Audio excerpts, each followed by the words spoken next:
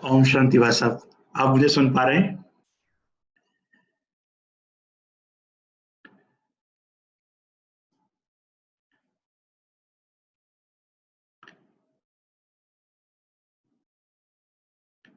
ओम शांति। ओम शांति। जी, आप मुझे सुन पा रहे हैं? बढ़िया सुन पा रहा हूँ। जी, जी, जी। मेरी आवाज ठीक है? ठीक है, कंप्लीटली। बाबा के हजारों बच्चे अभी यहाँ पर आपकी बहुत ही पलकें बिछाकर इंतजार कर रहे हैं। बहुत देर से भाई साहब, जब से सुना है, बहुत सारे बाबा के बच्चे और बहुत सारे भाई बहने पूरे इंडिया से आपको विशेष रूप से बहुत याद कर रहे हैं और आपकी इस ज्ञान की पालना की, आपके इस श्रेष्ठ मार्गदर्शन की वर्तमान की समय के लॉकडाउन में और वर्तमान समय की नाजुक स्थिति में आप जैसे माइंड स्पेशलिस्ट, आप जैसे बाबा के नूरे रतन, बाबा के राइट हैंड, हमारे यज्ञ के बहुत वरिष्ठ भ्राता, हमारे आदरणीय डॉक्टर अवधेश शर्मा जी का आज के इस लाइव वेबिनार में बहुत बहुत स्वागत है, स्वागत है, स्वागत है। भाई ओम साहब, शांति। और जी जी शक्ति भाई, मैं ये कह रहा था कि कुछ देर पहले जब विचार मंथन चल रहा था जी तो उसमें ये समझ में आया कि सिर्फ यहाँ पर पावर ऑफ सकाश यानी शक्ति, सकाश की वैसे भी शक्ति और शक्ति भाई की शक्ति और जो इतने लोग सुन रहे हैं उनकी शक्ति, ये सारी शक्ति जब इकट्ठी होती है तो वो शक्ति के जो वाइब्रेशंस हैं वो पूरे विश्व में फैलते हैं। मैं तो ये कहूँगा कि यहाँ से फैल के वो शिव बाबा तक भी पहुँच रहे होंगे। तो बिल्कुल मेरा बिल्कुल। बहुत-बहुत सौभाग्य है कि आज के इस वेबिनार में मैं आपके सबके साथ हूँ। जी, मैं सबसे पहले भाई साहब का परिचय आप सबको कराना चाहूंगा। भाई साहब आपके सामने स्क्रीन पर हैं और मैं सबसे पहले भाई साहब का परिचय आपको कराना चाहूंगा। आदरणीय भाई साहब, founder of mind and vision international centre of public education and stigma reduction के आप फाउंडर हैं। मैनेजिंग ट्रस्टी हैं राहत चैरिटेबल ट्रस्ट के। फाउंडर हैं मिशन मेंटल हेल्थ के। आप डायरेक्टर ऑफ परिवर्तन सेंटर ऑफ मेंटल हेल्थ में आप एज अ डायरेक्टर वर्क कर चुके हैं। आप पास्ट प्रेसिडेंट रहे हैं Indian association of private psychiatry. आप पास्ट प्रेसिडेंट रहे हैं Indian psychiatry society north zone. आप पास्ट प्रेसिडेंट रह चुके हैं दिल्ली साइकेट्री सोसाइटी के। आप past secretary of Indian psychiatry society north zone रह चुके हैं। इंटरनेशनली लीड किया आपने public education for world psychiatry association. Chairperson रहे हैं आप task force on public education and stigma reduction Indian psychiatry society.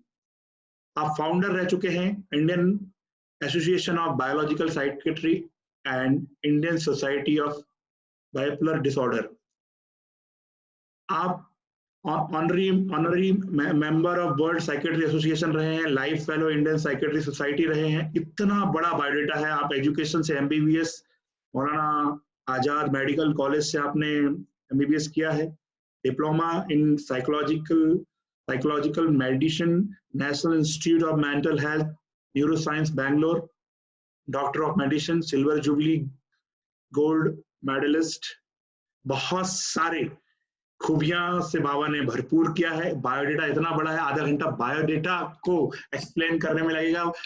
भाई साहब, हम सबकी दिल की दुआएं हैं, हम सबकी दिल की अंदर की गहराइयों से आपके लिए ब्लेसिंग है कि आप अभी आपने जैसे अभी पिछले कुछ समय से जो आपके साथ हुआ वो आपने मुझे शेयर किया। निश्चित तौर पर जितने भी बाबा के बच्चे अब वो उसे सुनेंगे तो उनके जीवन में लाइफ चेंजिंग ड्रामेटिक चेंज आने वाला है।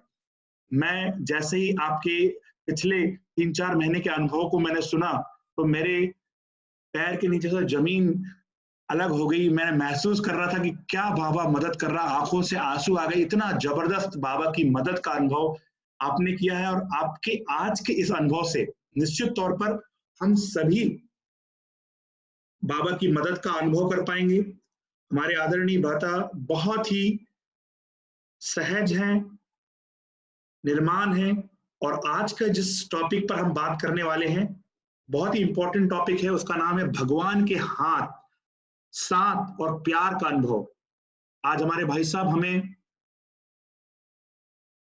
ऐसे कोच से मिलाने वाले हैं जो कोच आज तक आपको नहीं मिला, ऐसे कोच से हम मिलने वाले हैं।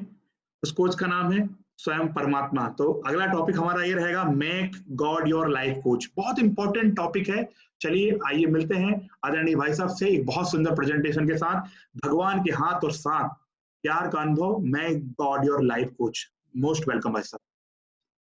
थैंक यू शक्ति भाई, थैंक यू। आप खुद इतने निर्माणचित हैं। मैं जब भी आपसे मिला हूँ और जब जब भी आपने पावर ऑफ प्रकाश की बात की है और किस तरह से लोग इसके साथ जुड़ते जा रहे हैं, वो बहुत ही सराहनीय भी है।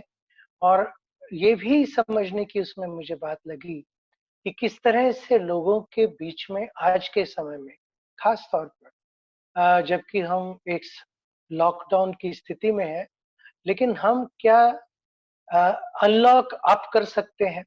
अगर नीचे डाउन लॉक है, तो क्या हम ऊपरी जो शक्तियाँ हैं, उनको अनलॉक कर सकते हैं? अ, आपने थोड़ा-सा कुछ भूमिका बाँधी, अभी कुछ महीनों में कुछ जो मेरे साथ पर्सनली हुआ। मैं थोड़ा-सा पीछे जाना चाहूँगा, क्योंकि वो उससे जुड़ा हुआ है। मैं तब के समय की बात करना चाहूँगा जब पहली बार मैं ब्रह्मा कुमारीज़ में आया, मिला उनसे। बहुत सारे लोग जो इस समय आपके साथ इस वेबिनार से जुड़े हुए हैं, वो किसी न किसी रेफ़रेंस से पहुँचते हैं। किसी ने टीवी शो देखा है, किसी के साथ वो गए हैं सेंटर में और वहाँ से उनकी शुरुआत हुई है। मेरी शुरुआत बड़ी अजीब-सी हुई और उस समय मैं बहुत ही अजीब-सी स्थिति में अपने आप को महसूस किया, क्योंकि निमंत्रण जो आया, वो निमंत्रण आया ऑस्ट्रेलिया से, चार्ली भाई का। और वो निमंत्रण था कि साहब हमारी एक बहुत पावरफुल कॉन्फ्रेंस हो रही है, जहाँ पे कि विश्व के 100 लोग करीबन आएँगे सर, और वो एक 7 दिन की मीटिंग होगी। और इंडिया से 2 लोग थे, मैं था और एक और साइकियाट्रिस्ट थी। उन दोनों को निमंत्रण मिला।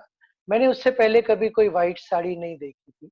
ब्रह्मा कुमारी से किसी से नहीं मिला था और मैं बस ये सोच के कि चलो और कुछ नहीं है, तो माउंट आबू घूम के आएँगे और देखते हैं, क्योंकि उससे करीबन 10 वर्ष पहले तक, हालाँकि मेरी उम्र उस समय ज़्यादा नहीं थी, मैं 35 वर्ष का था। ये 1992 की बात है, आज से 28 साल पहले की बात है। तो मैंने ये सोच के कि चलो वहाँ जाएँगे, कुछ अच्छे लोगों से, सकारात्मक लोगों से मिलना होगा। और उससे पहले मैंने 10-12 अलग-अलग तरह की मेडिटेशंस को सीखने का अ, कोशिश की थी, उनके साथ जुड़ा था, पर कहीं से प्राप्ति नहीं हो रही थी। एट द सेम टाइम ये नहीं था कि कुछ जीवन में नहीं था, जीवन में बहुत कुछ था। 35 साल की उम्र में मैंने अपने प्रोफ़ेशनल करियर में वो पाना शुरू कर लिया था, जो आम तौर पे लोगों को 50-55 के बाद ही मिलता। तो ख़ैर मैं वहाँ पहुँचा और वहाँ पहुँचते ही आप में से जो माउंट आबू कभी गए हों, उस समय में ज्ञान सरोवर बना-बना ही था, हॉस्पिटल बना-बना ही था, शांतिवन बिल्कुल नहीं था, वो तो बहुत बाद में आया, सिर्फ़ पांडव भवन मेनली था।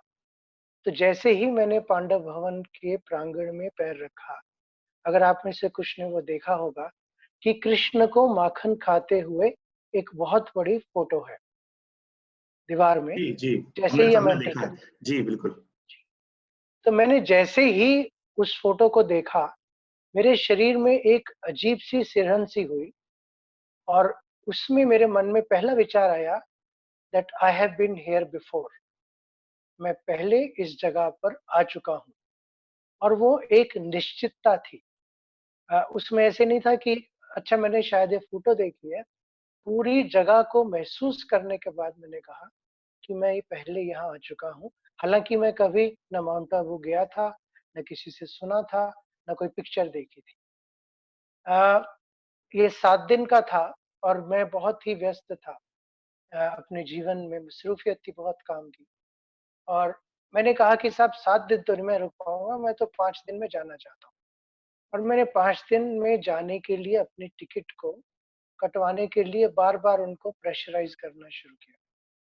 उन्होंने कहा आप 2 दिन के बाद ट्राई कर लेना। मैंने कहा नहीं साहब मैं बहुत बिज़ी हूँ, मुझे आज ही ये बुकिंग कर दीजिए।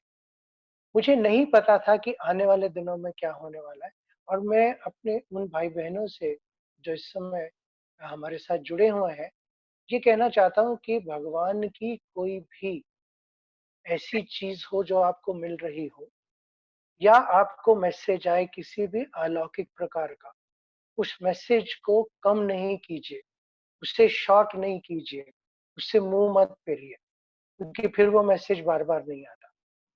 तो खैर, वहां पर एक बहुत सुख भरी बात ये थी, मैं कहूँगा बहुत वंडरफुल था, लकी था, कि सारे बड़े, दादियों से लेके बड़ी दादी प्रकाशमणि, दादी जानकी, दादी गुलजार, दादी रतन मोहनी, निर्वैर भाई, रमेश भाई उस समय होते थे, जगदीश भाई उस समय होते थे, ब्रिजमोहन भाई, करुणा भाई, मृत्युंजय भाई, सारे हम और 100 लोग 7 दिनों तक प्लान था कि सुबह 4 बजे से रात के 10 बजे तक इकट्ठे बैठते थे, क्लासेस होती थी, डाउट्स क्लियर होते थे और मेडिटेशन होती।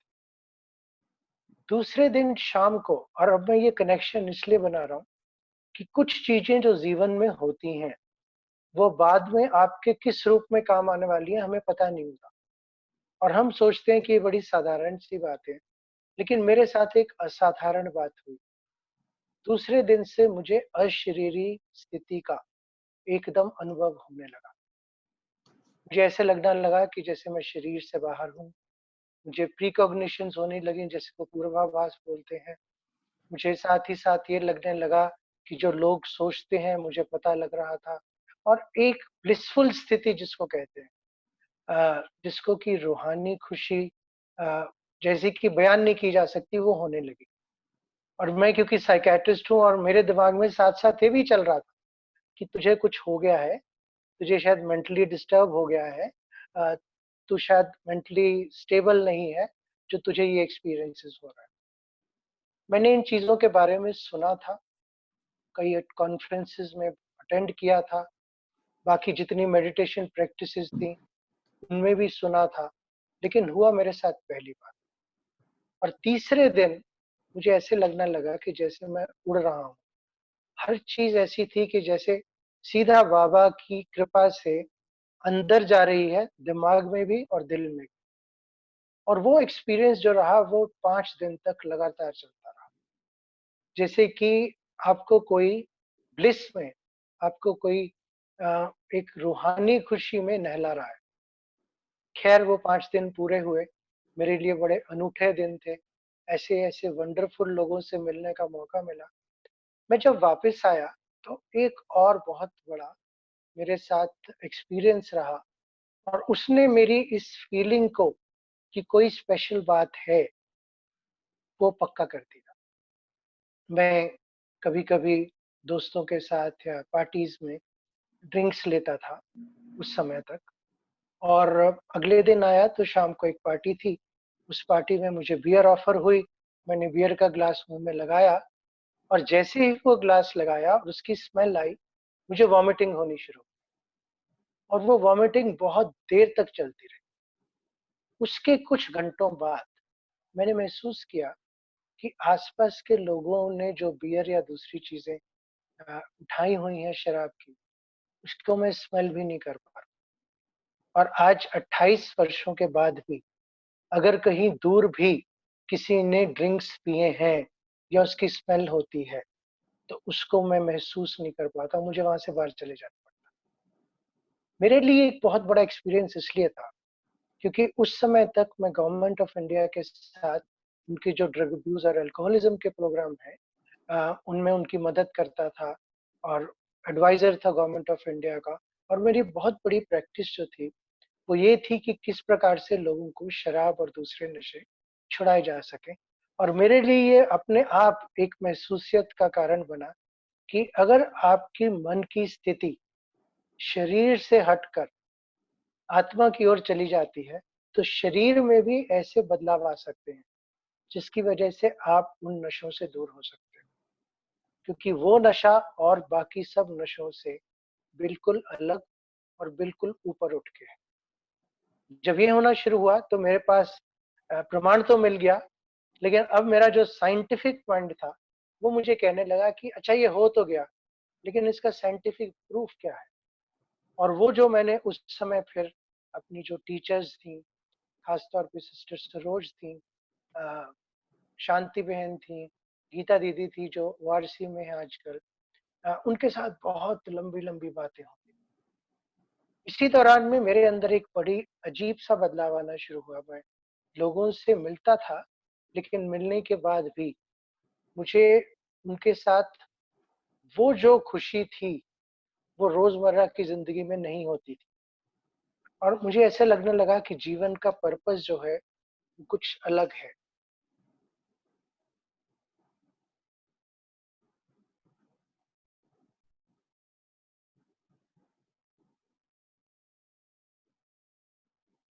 हाँ जी, सुनाई आ रही है वैसा आवाज? जी जी, अरे अच्छा, जी, मुझे बीच में से कनेक्शन कम हो गया था। Perfect perfect. शायद थोड़ी देर के लिए हम सबका कनेक्शन भगवान के साथ ज्यादा जुड़ गया जी जी जी जी। तो मैंने उसके बारे में शोध करनी शुरू, मैंने लोगों से पूछना शुरू किया।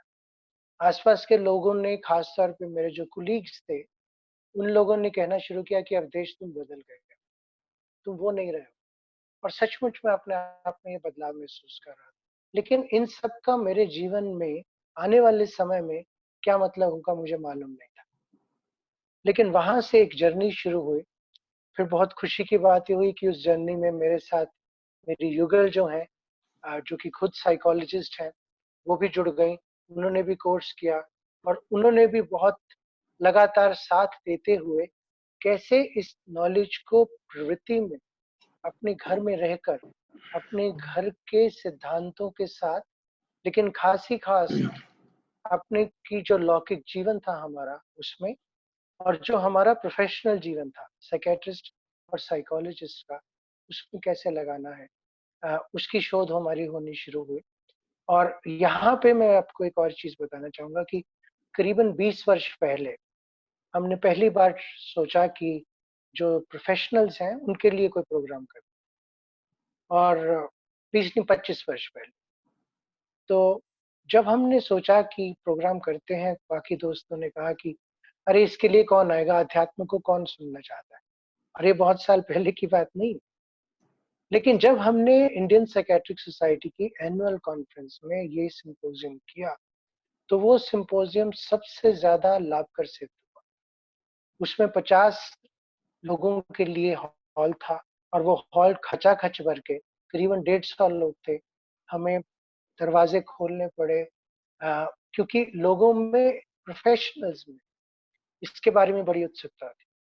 और तब हमने देखना शुरू किया कि हमारे प्रोफेशन के कारण जो लोग हमसे मिलने आते हैं दिमागी परेशानियों को लेकर, उन लोगों के साथ कैसे हम इन चीजों को अपना सकते हैं।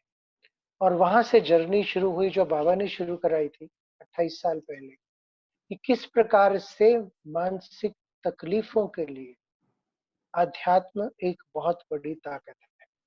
और आज के समय में यहाँ पे मैं आपसे एक और बात शेयर करना चाहूंगा कि वर्ल्ड साइकेट्रिक एसोसिएशन, जो कि जैसे यूनाइटेड नेशंस की बॉडी है उस तरह से है। और वहाँ पे जो 140 कंट्रीज हैं, उनकी सारी साइकेट्रिक ऑर्गेनाइजेशन, जिसमें कि करीबन 2.5 लाख साइकेट्रिस्ट हैं, उनके अंदर भी एक स्पेशल टास्क फोर्स बनी है। और ये जो सेक्शन है, इसको कहते हैं religion, spirituality and mental health. और ये बड़ी बहुत बात है कि एक साइंटिफिक कम्युनिटी में, साइकेट्रिस्ट की कम्युनिटी में स्पिरिचुअलिटी को बहुत ध्यान से देखा जा रहा है। और उसकी अभी हाल में ही एक इंटरनेशनल स्तर की वर्ल्ड कांग्रेस हुई है जेरूसलम में, जिसपे मैं अभी आता हूँ। तो यहाँ से हमने देखना शुरू किया कि क्या ऐसे बाबा के प्रिंसिपल्स हैं जो रोजमर्रा की जिंदगी में हम अपने साथ लगा सकते हैं। और मुरलियों से हमें रोज कुछ ना कुछ नए पॉइंट्स ऐसे, जिनको कि हम बहुत लकी थे कि जाके रोज अपने पेशेंट्स के साथ हम उनको लगा सकते, अपनी जिंदगी में लगा सकते थे। और लगाने के बाद उसका जो एग्जाम्पल था वो उन लोगों के साथ शेयर कर सकते थे। हमने देखा कि बहुत सारे लोग जो कि थेरेपी में आते हैं, ट्रीटमेंट लेते हैं, ट्रीटमेंट उनके लिए सही है, लेकिन दिशा क्या चाहिए, वो दिशा कैसे मिले, उसके लिए वो अध्यात्म को ढूंढ रहे हैं। तो हमने धीरे धीरे वो प्रोग्राम्स बनाने शुरू किए। और फिर विश्व स्तर पर जहाँ-जहाँ जाकर अलग-अलग लोगों के साथ अलग-अलग कॉन्फ्रेंसेस में उनको किस तरह से हम लोगों तक पहुंचा सकें। और वहां पे बाबा के कुछ जो बेसिक प्रिंसिपल्स हैं, हमने पाया कि अपनी जिंदगी में लगाना बहुत आसान है, लेकिन अगर हम रोज उन्हें पढ़कर 2-4 पॉइंट्स को लिखकर और उस दिन के लिए वो पॉइंट को जब परिस्थिति आए तो कैसे लगाना है, उसके बारे में प्लानिंग करनी शुरू कर लें। तो कुछ प्रिंसिपल्स मैं यहाँ पे आपके साथ शेयर करना चाहूँगा। जी। जैसे कि ट्रस्टी होना। देखिए हम सब में और लौकिक जीवन में जो लोग हमारी इस बात को इस समय सुन रहे हैं, ट्रस्टी होना बड़ा मुश्किल हो जाता है। मोह जो है वो जल्दी छूटता नहीं है, खास तौर पे अपने शरीर के साथ, अपने बच्चों के साथ, अपने पैसे के साथ, अपनी पोजीशन के साथ, अपनी जॉब के साथ।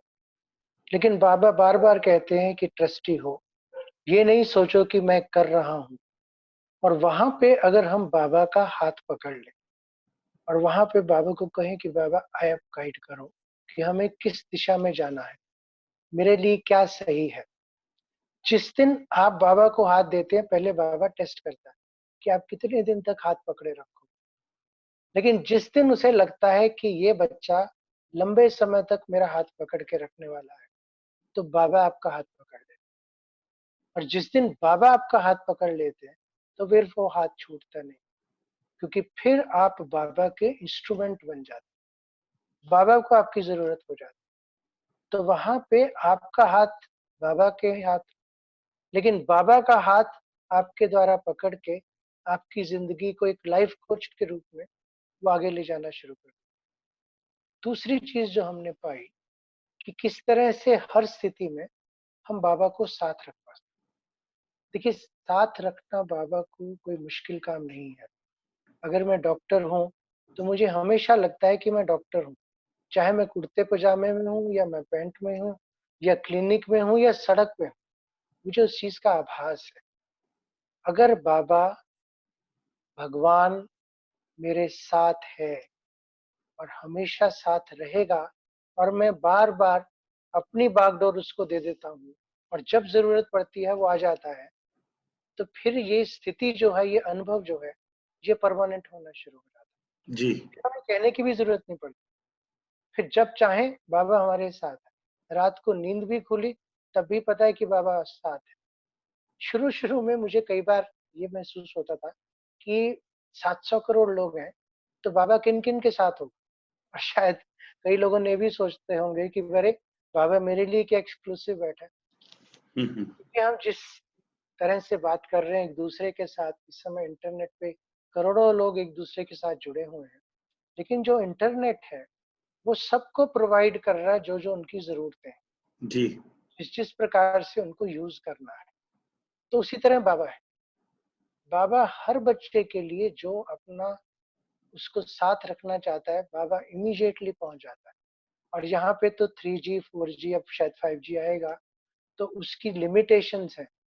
बाबा के इंटरनेट की कोई लिमिटेशन नहीं, वो फ्री है, वो उसकी विड्थ तो है जो उसकी पावर बैंड है, वो बहुत-बहुत बड़ी है और हम जहाँ चाहें, जैसे चाहें, उसको एक्सेस कर सकते हैं।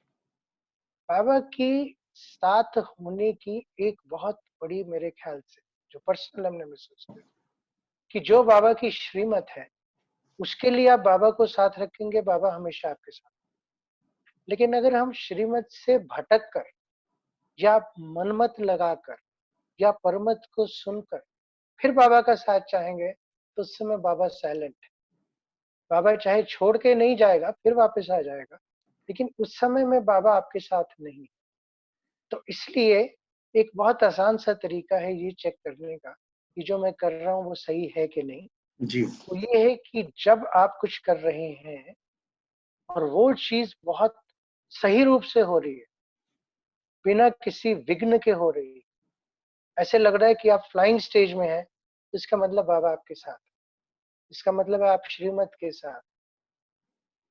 और वो रोज़ ही हम प्रैक्टिस कर सकते हैं, रोज़ ही चेक कर सकते हैं और जब चेक कर लें तो उसको चेंज कर सकते। तो ये बाबा का हाथ और साथ जब दोनों हमें मिल जाते हैं तो बाबा का प्यार तो स्वतः मिलेगा ही। क्योंकि अब बाबा हमें हमारे द्वारा अपना काम करवाने के लिए तैयार कर रहा है। जो एक अच्छा कोच होता है ना, उस कोच जी को पता है कि मेरे किस प्लेयर को किस समय पे यूज करना। जी तो बाबा भी एक अच्छा कोच है, सिर्फ मेरे लिए नहीं, सिर्फ आपके लिए नहीं, पूरे विश्व के लिए। बाबा को इस समय भी और हर समय अपना काम कराना है। तो बाबा उसके लिए जो सही व्यक्ति है, कई बार हम ये देखते हैं कि लोगों में संशय आ जाता है अपने बारे में, सम्मान थोड़ा कम हो जाता है, और खास तौर पे वो लोग जो कि थोड़ा सा साइकोलॉजिकल प्रॉब्लम से गुजर रहे होते हैं, उनमें ये बात थोड़ी ज्यादा आनी शुरू हो जाती है। तो उस समय में ये याद रखें कि बाबा अपना काम तो करा लेगा, अगर आप उस समय अपनी क्षमताओं को बढ़ा लेंगे तो बाबा आपको यूज कर लेगा। लेकिन बाबा आपका साथ छोड़ के नहीं जाएगा जब आपने खास तौर पे बाबा से उसका साथ मांग लिया है। और इसीलिए जरूरी हो जाता है कि बाबा का प्यार, बाबा के गुण, बाबा की शक्तियां हम हमेशा अपने साथ रखें भी और यूज भी करें। क्योंकि ये वो हैं जो बाबा फ्रीली हमसे यूज करवाना चाहता है। कोई भी माँ बाप नहीं चाहते कि उनका बच्चा फिसड्डी हो। बाबा भी नहीं चाहता कि हमारे बच्चे फिसड्डी। बाबा का प्यार, साथ, हाथ हम सब में किसी न किसी समय पे जरूर महसूस किया होगा, तभी सारे बाबा के बच्चे इतने जुड़े हैं। हर किसी की अपनी अपनी कहानी है, लेकिन वो तभी चलते हैं जब तक उन्हें बाबा का प्यार मिलता है। और इसीलिए जरूरी हो जाता है कि बाबा के साथ का अनुभव हर समय होता रहे। और वहां पे हमने एक और चीज देखी कि कहा जाता है, सोच कर भी सोचो। सोच कर बोलो की बात तो है ही, सोच कर करो की बात तो है ही, लेकिन सोच कर ही सोचो, तो उसका एक बहुत और भी इशारा है। जो हमारी वृत्ति है, जो कि संकल्प से पहले आती है, जिसको हम इंटेंशन बोलते हैं इंग्लिश में। और इंटेंशन जो है वो हमारी सोल की होती है, जिस जगह पे उसको प्राप्तियां होती हैं, सही या गलत, वो उस तरफ जाती है। और जो हमारी बेसिक नेचर है, गुणों की, शांति की, शक्ति की, लाइट की, प्यार की, वो जो है वो ऑटोमेटिकली हमें उन जगहों पे ले जाना चाहते हैं जहाँ पे कि हम खुद और दूसरों को सुख दे सकें, शांति दे सकें, शक्ति दे सकें, बाबा की लाइट दे सकें, माइट दे सकें। तो वहां पर अगर हम इस चीज को याद रख के करेंगे हर काम, कि बाबा भी मुझे देख रहा है, मेरी अंदर से आत्मा जो है वो भी मुझे देख रही है, और अब मुझे बाबा के प्रति और बाबा के अनुसार चलना है, क्योंकि वही ड्रामा में निश्चित है। ड्रामा में हमने अपनी जिंदगी में एक बहुत बड़ी चीज देखी शक्ति भाई, जी कि जब जब जो जो चीज होनी है वो किस प्रकार से होनी है ये निश्चित नहीं। जी हमारे साथ कई तरह के जिंदगी में ऊपर नीचे हुई भी चीजें हर किसी के साथ होती हैं, लेकिन मैं समझता हूँ एक दो चीजें थोड़ा सा कहना अच्छा रहेगा, क्योंकि जी पर्सनल एक्सपीरियंसेस से कई बार दूसरों को जी थोड़ी सी उम्मीद मिल जाती है, थोड़ी सी एक शक्ति मिल जाती है। आज से करीबन 7-8 साल पहले हम ओआरसी से आ रहे थे। उस दिन ड्राइवर नहीं था मेरा, तो मैं खुद ही ड्राइव कर रहा था, रात की बात है। और रास्ते में हाईवे पे एक ट्रक ने हमें साइड से आके उसने मोड़ा, और उसका जो आगे का बम्पर होता है उसमें मेरे गेट को, जो मेरी साइड का गेट था, उसमें वो फंस गया। और अब एक छोटी सी गाड़ी, वैसे तो समय के हिसाब से बड़ी थी, लेकिन ट्रक के हिसाब से तो छोटी थी, हम्म तो वो ट्रक ने 100 मीटर तक हमें घसीटा। मेरे हाथ में स्टेयरिंग है, लेकिन उस स्टेयरिंग का कोई फायदा नहीं है, क्योंकि स्टेयरिंग चल नहीं रहा, और मैं सिर्फ ट्रक के ही सहारे चल रहा हूँ। लेकिन मन ही मन, साथ में मेरी युगल भी थी, वाइफ थी, और मन में ही मन हमारे मन में ये चल रहा है कि अभी यही है या बाबा के पास जाने का समय है। तो हमने बाबा से बातें करनी शुरू की और वहाँ पे मैं दिल पे हाथ रख के बड़ी खुशी से ये कह सकता हूँ कि हम में से दोनों में से कोई नहीं घबराया, क्योंकि हमें ये पक्का था कि बाबा हमारे साथ हैं, ये एक टेस्ट है जो, और ये सब क्षणों में हो रहा है।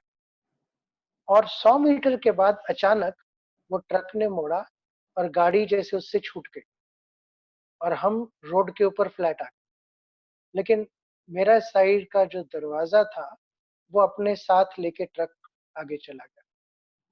तो मेरे और रोड के बीच में कुछ नहीं था, मैं बैठा हुआ था और बाकी गाड़ी जो थी, वो ऐसे की जैसे कुछ हुआ ही नहीं। हम उतरे, हमने देखा, कुछ नहीं कर सकते थे, ट्रक भाग चुका था। लेकिन अब उस स्थिति में एक बड़ी अजीब बात ये हुई कि हम में से दोनों में से किसी को कोई चोट नहीं लगी, खरोंच तक नहीं आई। सिर्फ वो हादसा हुआ, गाड़ी का जो दरवाज़ा था, वो ट्रक ले गया, टूट गया और फिर हम करीबन 20 किलोमीटर वापस उसी हालत में, क्योंकि और कोई ट्रांसपोर्ट उस समय नहीं थी, हमने कोशिश भी की, वापस आए और आने तक हमें किसी भी प्रकार की मन के अंदर ना दुख-दुख, ना ये कि हमारे साथ क्या हुआ है। हमने आके अपने सेंटर में अपने भाइयों से बात की, उन्होंने आके गाड़ी को लेने में, अंदर रखने में मदद की और उसके बाद ज़िंदगी जैसे नॉर्मल, जो-जो करना था नेक्स्ट डे किया। मैंने ये बात सिर्फ़ इसलिए शेयर की क्योंकि कई बार लोग कहते हैं कि हमारे जीवन में बड़ी-बड़ी परिस्थितियाँ आई हैं और उन परिस्थितियों के बारे में दूसरे क्या जानें।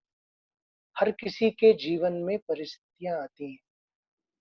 एक और चीज़ जिसका शुरू-शुरू में थोड़ा-सा उल्लेख किया था शक्ति भाई ने, आज से करीबन 8 एक महीने मिनट भाई साहब, पहले। मैं बोलना चाहूंगा। अभी जो अनुभव भाई साहब बताने वाले हैं, निश्चित तौर पर इतना जबरदस्त अनुभव, बाबा ने कैसे मदद की, कैसे बाबा ने, कहते हैं ना, काल के पंजे से कैसे छुड़ाया।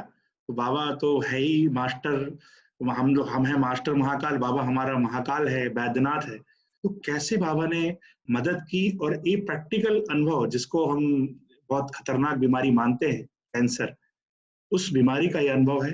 आइए सुनते हैं भ्राता जी से। तो शक्ति भाई, मैं सबसे ये बात कहना चाहूँगा कि आज आपके माध्यम से पहली बार मैं पब्लिकली इस चीज़ के बारे में बात कर बहुत बड़े जो वरिष्ठ भाई-बहन हैं, दादियाँ हैं, बड़े-बड़े भाई-बहन हैं, अपने निर्वैर भाई हैं, ऋषभन भाई हैं, आशा दीदी हैं, उर्मिल दीदी हैं, सुदेश दीदी हैं, उनको मालूम है, जयंती बहन है, शिवानी दीदी हैं। और उनका हाथ साथ रहा है। लेकिन पहले दिन से ही जो मेरी शुरुआत थी, जहाँ से बीज था अशरीरी स्थिति का, वो कैसे हमारे जीवन में बाबा हमें कई बार एक्सपीरियंसेस देता है, क्योंकि बाबा को पता है कि इस एक्सपीरियंस को बाद में इस बच्चे से फेस करवा के मैंने क्या सेवा करवानी। जी। आज से करीबन 8 महीने पहले मैं वेट लूज़ कर रहा था और मैं बहुत थकता जा रहा था।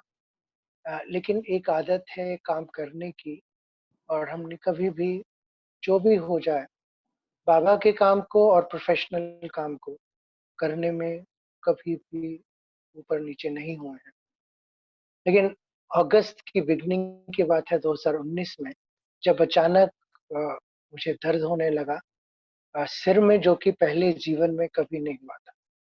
उस तरह का दर्द, तो एज़ अ डॉक्टर मुझे लगा कि ये तो कोई बहुत प्रॉब्लम है, माइग्रेन हो सकती है। अ, गया डॉक्टर्स के पास, उन्होंने कहा शायद दाँत की प्रॉब्लम है। 2 हफ्ते तक ख़ैर दाँतों का इलाज चलता रहा। लेकिन वो स्वेलिंग एक बननी शुरू हुई जबड़े की ऊपर, और वो स्वेलिंग जो थी वो जा नहीं रही। तो वहाँ पे जो मेरे डेंटिस्ट हैं, मित्र भी हैं, उन्होंने कहा कि डॉक्टर साहब ये कुछ ज़्यादा लग रही है। वहाँ पे देखिए किस तरह से बाबा जो है टचिंग करता है, हर समय पे जो चीज़ आपके लिए सही है। पर वो टचिंग तभी होती है अगर आपका कनेक्शन ब्रॉडबैंड का इतना ब्रॉड हो जी जी। कि आपको सीधा का सीधा ऐसे लगे कि बाबा जो है पूरी की पूरी नॉलेज आपको दे रहा। जी तो उन्होंने कहा कि आप आज ही किसी को दिखाइए, ईएनटी को। मैंने ईएनटी सर्जन को दिखाया। उन्होंने देखते ही मुझे कहा कि डॉक्टर साहब आप अभी-अभी सीटी स्कैन कराएँगे और उस सीटी स्कैन के साथ हम आपको देख। बहुत जानने वाले लोग हैं, सीटी स्कैन इमीडिएटली हुआ और वहाँ पे उन्होंने पाया कि एक बहुत बड़ा लंप, ट्यूमर बिल्कुल जहाँ पे कि ब्रेन के नीचे वाली जगह है और जबड़े की जगह है, वहाँ पर है। उस समय मन में आया कि ये अभी ऊपर जाने का टाइम है या अभी बाबा की सेवा का टाइम।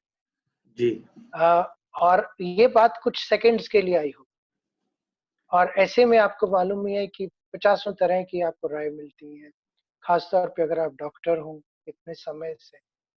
लेकिन बाबा ने चुन-चुन के जिस जिस व्यक्ति की राय ज़रूरी थी, उस राय को हमारे पास लाए।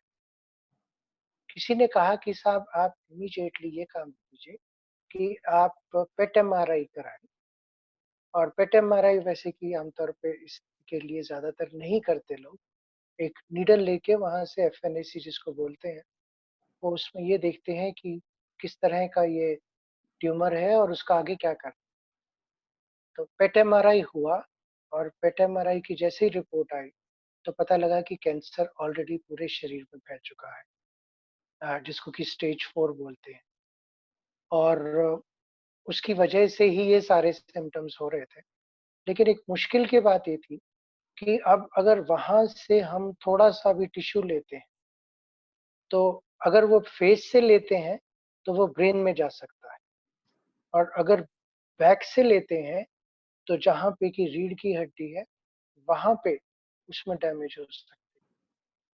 तो जैसे कि बाबा ने एक्सपीरियंस करवा के, सही जगह से सही टेस्ट करवा के और जैसे ही वो टेस्ट के रिजल्ट्स आए, तो पता लगा कि ये बहुत ही एडवांस स्टेज का ट्यूमर है। बहुत स्पीड से बढ़ रहा है और इसका इमीडिएटली इलाज होना पड़ा। मेरे मन में बड़ी अजीब-सी बातें आई उस समय। पहली बात तो ये आई कि साहब अगर फेस पे सर्जरी होगी तो मैं टेलीविज़न कैसे करूँगा? और आप तो जानते हैं शक्ति भाई कि मुझे टेलीविज़न के बाबा के प्रोग्राम करने का बहुत जी शौक है। जी जी जी तो मेरे दिमाग में आया कि अगर यहाँ पे होगी सर्जरी, तो मैं टेलीविज़न कैसे करूँगा? तो फिर जैसे बाबा ने सांत्वना देते हैं, उन्होंने कहा कोई बात नहीं, दाढ़ी रख के कर ले। और ये सब बैकड्रॉप में चल रहा है और साथ ही साथ ये चल रहा है कि अब इसका मीनिंग क्या है? क्योंकि बहुत फास्ट गोइंग ट्यूमर है, स्टेज 4 का ट्यूमर है और ऑन्कोलॉजिस्ट से मिले उसी दिन। उन्होंने कहा कि साहब कल से आप कुछ नहीं करेंगे, सिर्फ ट्रीटमेंट चालू और अगले दिन से ट्रीटमेंट शुरू हुआ। अ, उसके लिए एक बहुत कॉम्प्लिकेटेड रेजीम थी दवाइयों की। 6 दवाइयाँ दी जाती थी। एक रीढ़ की हड्डी में दी जाती थी ताकि ब्रेन में अगर कोई गए हैं तो उसको बचाया जा सके। तो वहाँ पे मैंने अपने ऑन्कोलॉजिस्ट से जो कि ट्रीट कर रहे थे उनसे पूछा, मैंने कहा मेरे चांसेस क्या हैं? तो उन्होंने सोचा कि ऐसी बातें आमतौर पे मरीज़ पूछते नहीं हैं। मरीज़ तो कहते हैं कि साहब मैं ठीक हो जाऊँ क्या कि नहीं, लेकिन ये व्यक्ति जो है बड़ा शांत कर बैठा हुआ है। इसकी वाइफ़ भी बड़ी शांत बैठी हुई है और उन्होंने बड़े प्रैक्टिकल तरीके से पूछा है कि मेरे चांसेस क्या हैं? तो उन्होंने हिसाब लगा कर आजकल एल्गोरिदम्स होती हैं, तो वो प्रिडिक्ट कर सकते हैं। तो उन्होंने कहा साहब कोई आपके चांस करीबन 55% है। तो मैंने कहा चलो 55% है तो उसको तो ठीक कर लेंगे, 50 से तो ज़्यादा है। तो मैंने कहा कितने दिन के लिए? तो उन्होंने कहा 3 साल के। कि 3 साल तक हो सकता है, हाफ हाफ चांस है कि आप जी सकें। तो उसी समय मैंने अपने मन में सोचा कि मैं ये जो चांसेस हैं, ये 50% पे नहीं रखने वाला, 3 साल के लिए नहीं रखने वाला। मेरा प्लान है 25 साल तक बाबा की कम से कम सेवा करना या जब तक सतयुग नहीं आ जाता, तब तक सेवा करना और जो भी होगा अगर बाबा ने ले जाना है किसी और प्रकार से, सूक्ष्म वतन से काम कराना है वो अलग बात है। लेकिन अगर यहीं से काम कराना है तो बाबा मैं ठीक रहकर पूरी तरह से आपकी सेवा में काम करूँ। खैर इलाज अगले दिन से शुरू हुआ और वहाँ पे जो मेरा पहला एक्सपीरियंस था, पहले दिन का एक्सपीरियंस था अशरीरी होने का, वो एक्सपीरियंस काम आया। क्योंकि जब वो ट्रीटमेंट देते थे तो बहुत पेनफुल होता है शरीर के लिए और बहुत कई तरह के कॉम्प्लिकेशंस हो सकती हैं। एक बार ऐसी कॉम्प्लिकेशन हुई भी जब मेरे ब्लड सेल्स बहुत ड्रॉप कर गए, मुझे अचानक हॉस्पिटल में एडमिट होना पड़ा। लेकिन किसी भी स्थिति में शरीर का डर, बीमारी का डर और मौत का डर ना मुझे रहा, ना मेरी युगल का रहा। हम जाते थे, जो ट्रीटमेंट करवाना था, बड़ी शांति से करवाते थे। बाबा की याद में बैठ के कराते थे और अशरीरी हो के सारा ट्रीटमेंट होता था और शाम को घर वापस आ जाते।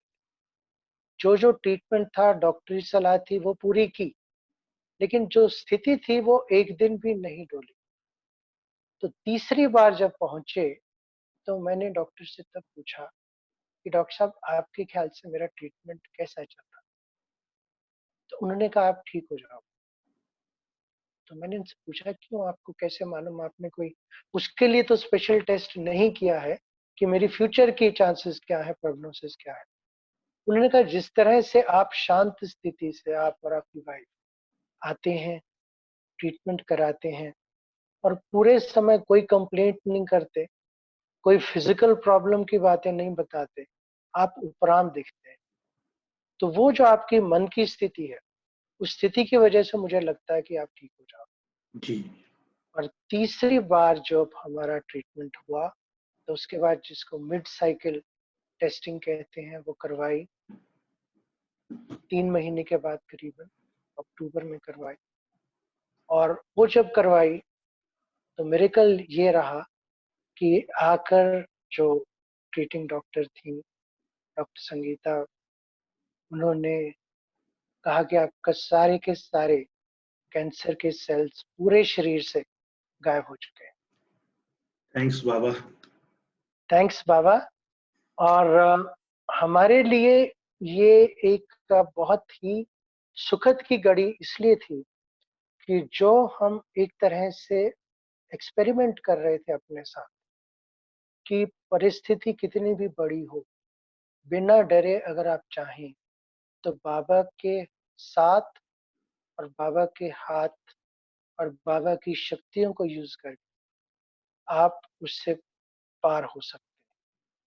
और मेरे लिए एक बहुत बहुत, मैं कहूँगा, सुखद एक्सपीरियंस रहा। और जब ये बात मैं डॉक्टरों से या दोस्तों से कहता था तो उनको बड़ा अजीब सा लगता था कि ये व्यक्ति कैंसर से गुजर रहा है, ट्रीटमेंट चल रहे हैं, आगे का कुछ पता नहीं है और ये कह रहा है बड़ा सुखद अनुभव। क्योंकि उस समय में बड़ों के द्वारा गाइडेंसेस जो मिली, उपराम स्थिति में रहने की, अशरीरी स्थिति में होने की, और क्योंकि आप बाहर नहीं जा सकते थे, जैसे आज लॉकडाउन का पीरियड है, आप जी। बाहर नहीं जा सकते। मैं तो, अब लोगों ने तो करीबन 3 हफ्ते का एक्सपीरियंस किया, मैं 9 महीनों से कर रहा हूँ। तो उस स्थिति में भी आप कैसे अपने को बहुत स्थिर रहकर, अचल रहकर बाबा की याद में आप हर चीज कर सकते हो। और मुझे वो समय बहुत मिला सोचने का, मंथन करने का, आगे किस कारण से बाबा ये चीज दिखाई है, ये आत्मसात करने का। और वहां पे 2 बातें पता लगी जो कि मैं समझता हूँ हम सबके लिए बहुत जरूरी है। कि बाबा ने जब आपको चुना है, वो लोग जो इस समय चैनल पे बैठ के सुन रहे हैं, तो बाबा ने उनको चुना है। और अगर आज नहीं भी सुना है तो चुन लेंगे। और अगर किसी कारण से वो लेट भी आए हैं, तब भी हम में से हर किसी का ड्रामा में एक रोल है। और वो जो रोल है वो बाबा अपने आप आपसे पूरा करा। अब या तो हंसी खुशी पूरा कर दो और या रो के पूरा कर दो, या तो क्यों कष्ट हो रहे हैं इसके बारे में बात करो, या किस प्रकार से कष्टों से ऊपर उभर कर हम अपने इस इंस्ट्रूमेंट को और इंस्ट्रूमेंट के द्वारा बाबा के काम को कैसे अच्छा कर सकते हैं, क्या उसके बारे में सोचो। समय बहुत कम है, ये मैंने पर्सनली एक्सपीरियंस किया। आज आप ठीक हैं, कल पता नहीं क्या हो, ये अचानक का पाठ जो बाबा बहुत बहुत समय से इशारे दे रहा, वो अचानक का पाठ हम सब अब देख रहे हैं। तो इस समय में साथ जो जाएगा, वो जाएगा कि हमारा बाबा के साथ कैसा कनेक्शन। देखिए, अगर हम इस समय ये बात कर रहे हैं, तो मैं इस समय टेलीविज़न देख के दुनिया में क्या हो रहा है, कितने लोग मर रहे हैं, उसके बारे में नहीं सोच सकता। तो जब इसी तरह से मैं बाबा के साथ में जुड़ा हुआ हूँ, तो मैं और चीज़ों को जो दुनिया में हो रही हैं, उनके बारे में परेशान नहीं हूँ। और दूसरी बात जो कि बहुत ज़रूरी है कि अभी नहीं तो कभी नहीं। जी। क्योंकि आज के समय में और वो लोग जो बाद में आए हैं, हम 28 साल पहले आए, उस समय में तो सिर्फ फिज़िकली एक-दूसरे से मिलके ज्ञान मिलता था। आज तो सारे का सारा ज्ञान जो बाबा का है, वो अथाह है, भरा पड़ा है, इंटरनेट पे है, मुरलियों के द्वारा आप जितनी मर्ज़ी पढ़ानी चाहें। आज के लॉकडाउन के समय में तो लोग वैसे भी बहुत ज्ञान बाँट रहे हैं और बाबा का ज्ञान आपको महारथियों के द्वारा मिल रहा है। तो हम जितनी भी ऊँची और जितनी भी लंबी छलांग लगाना चाहें, जितना भी पुराने समय को पूरा करना चाहें, ये हमारे ऊपर निर्भर। साइंटिफिकली मैंने एक बात और समझ ली कि हमारे शरीर के अंदर रोज़ चेंजेस हो रहे हैं। एक्चुअली तो हर क्षण चेंजेस हो रहे हैं। और अगर हम अपने शरीर को देखें, तो शरीर के अंदर मन भी है और उन दोनों को चलाने वाली आत्मा है। आत्मा डिसाइड करती है कि शरीर स्वस्थ रहेगा कि नहीं। और अगर आत्मा की पावर है, तो वह अपने आप नए शरीर को स्वस्थ रूप में बना लेती है। ये चीज़ अब साइंटिफिकली भी प्रूव हो रही है, क्योंकि वो लोग जो बीमारियों से गुजरते हैं, सारे तो नहीं मरते हैं। हम कोरोना वायरस में भी देखें, तो 3 से 5% एवरेज है मौत। बाकी जो लोग ठीक हो जाते हैं, और मैंने अपने केस में देखा, आज इंसिडेंटली वो सारा ट्रीटमेंट पूरा करने के बाद मैं स्वस्थ हूँ, मैं काम पे वापस हूँ, मैं यहाँ पे बैठ के भी बाबा की सेवा के लिए लगातार कोई ना कोई वीडियोस या कोई ना कोई ऐसी चीजें हम लगातार प्रोड्यूस कर रहे हैं। और एक अजीब सी शक्ति बाबा ने दे दी है, और उससे मुझे क्लियर है कि वो जो 3 साल तक 50% वाले आंकड़े थे, वो मेरे पे अप्लाई नहीं होंगे, क्योंकि किसी पर्पज के लिए बाबा ने चुना है और उस पर्पज के लिए बाबा अपने आप हमें इस्तेमाल करेगा। तो हम में से कोई भी व्यक्ति जो है, जिसको ये लगता है कि अरे मेरा रोल तो ज्यादा नहीं, किस स्थिति पर आपका क्या रोल होने वाला है कोई नहीं कह सकता। और इसीलिए जरूरी हो जाता है कि हम सब अपने आप को उस स्थिति में प्रिपेयर करें। और उसके लिए बहुत सिंपल सी बातें हैं। पहला है कि बाबा की तरफ सरेंडर करना। सरेंडर को अगर हिंदी में देखें ना, तो उसका मतलब है सर अंडर। जी। यानी अपना जो ईगो है, जो हम्म। अपनी सोच है, जी। उसको बाबा की भेंट चढ़ा दो। सर अंदर। जिस दिन आप बाबा की श्रीमत पर अपना सर अंडर करके चलते हैं, तो फिर बाबा ध्यान रखेगा कि आप डूबे नहीं। बाबा आपके सर को ऊपर निकाल। जी। जी। उसी तरीके से अगर हम ये चाहते हैं कि बाबा हमें वैसी जिंदगी दे, जैसी जिंदगी सतयुग के बारे में बात होती है, तो हम सबके लिए सतयुग तो आज ही है ना। हम्म। एक फॉर्मूला है happiness is equal to resources divided by needs. तो अगर आपकी रिसोर्सेज बहुत हैं, मतलब चाहे पैसे की हैं, चाहे मकान की है, भाई साहब, इसको एक और बार रिपीट कर दीजिएगा। जी जी, happiness. Happiness is equal to resources divided by needs. जी। यानी खुशी जो है, जो हमारे पास है, जी। उसको अगर हम विभाजित करें कि जो हमारी ज़रूरतें हैं जी। उससे, तो वो खुशी है। अगर हमारी ज़रूरतें बहुत-बहुत कम हैं, बाबा जो हमेशा संतोष की बात करता है, तो अगर ज़रूरतें कम हैं, तो हमारे पास अगर बहुत कम चीज़ें हैं, तब भी उनसे खुशी प्राप्त हो सकती है। और अगर ज़रूरतें बहुत ज़्यादा हैं, तो हमारे पास जितना भी हो हमें कम महसूस होगा। तो जी बाबा ने कुछ जो छोटे-छोटे गुर बताए हैं ना, अपनी मुरलियों में, अपनी टीचिंग्स में, या जो दादियों से हम सुनते हैं, बड़ों से सुनते हैं, क्योंकि वो ज़िंदगी के उनके एक्सपीरियंसेस हैं। तो उनमें ज़रूरी ये हो जाता है कि उन चीज़ों को समझ कर और रोज़ चाहे एक-एक पॉइंट उठाएँ, उसको प्रैक्टिकल में करने की कोशिश करें। हम बड़े लकी इसलिए रहे हैं कि हमें खुद तो प्रैक्टिस करने में आसानी हो ही जा रही है, क्योंकि बहुत साल हो गए। साथ ही साथ जो हमारे पेशेंट्स हैं, मरीज़ हैं, उनको भी जब हम छोटी-छोटी बातें करते हैं और वो उसको अपनी ज़िंदगी में लगा कर उसका फ़ायदा उठाते हैं, तो हमें पक्का हो जाता है कि जो बाबा ने बातें कही हैं, उनका आज की ज़िंदगी में, लौकिक ज़िंदगी में भी बहुत-बहुत बड़ा फ़ायदा है। और बाबा ने तो हमारी ज़रूरतें वैसे ही कम कर दी। जब ज़रूरतें कम कर दी तो चाहे जितना भी है, छोटा भी है या हम कहीं पे रुके भी हुए हैं, एक ही कमरे में भी चाहे हैं, तो वहाँ पे भी हम कपाली खुशी मार सकते हैं।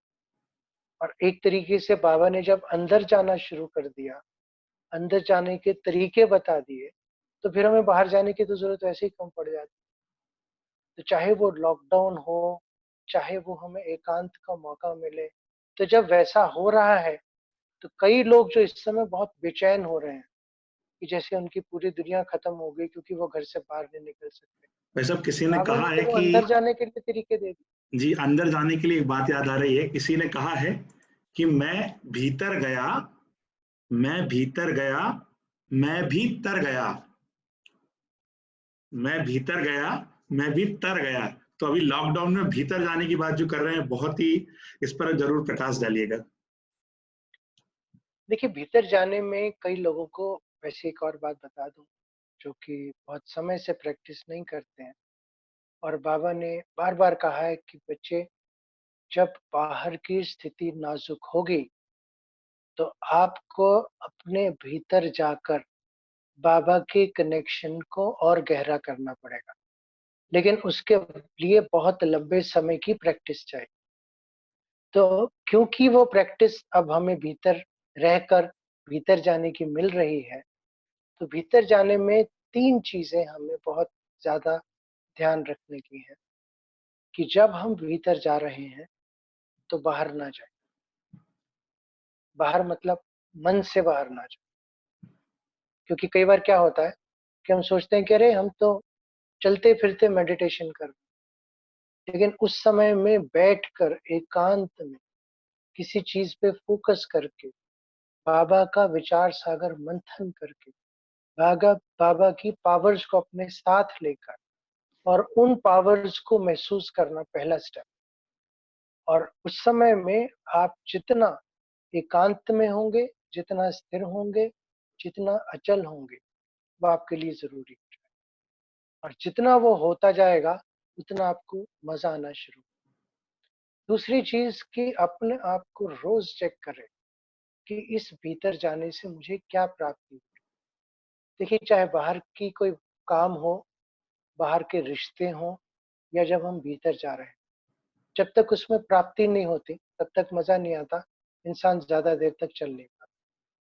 तो भीतर जाने में बाबा की जो अलग-अलग तरह से रिश्ते हैं, कभी दोस्त का, कभी बाप का, कभी टीचर का, कभी सदगुरु का, कभी सखा का, कभी बच्चे का, जी जी जो जी। बाबा कहते हैं हमेशा कि मुझे हर प्रकार के अपने जो रिलेशनशिप है, उनके साथ लेके चलो।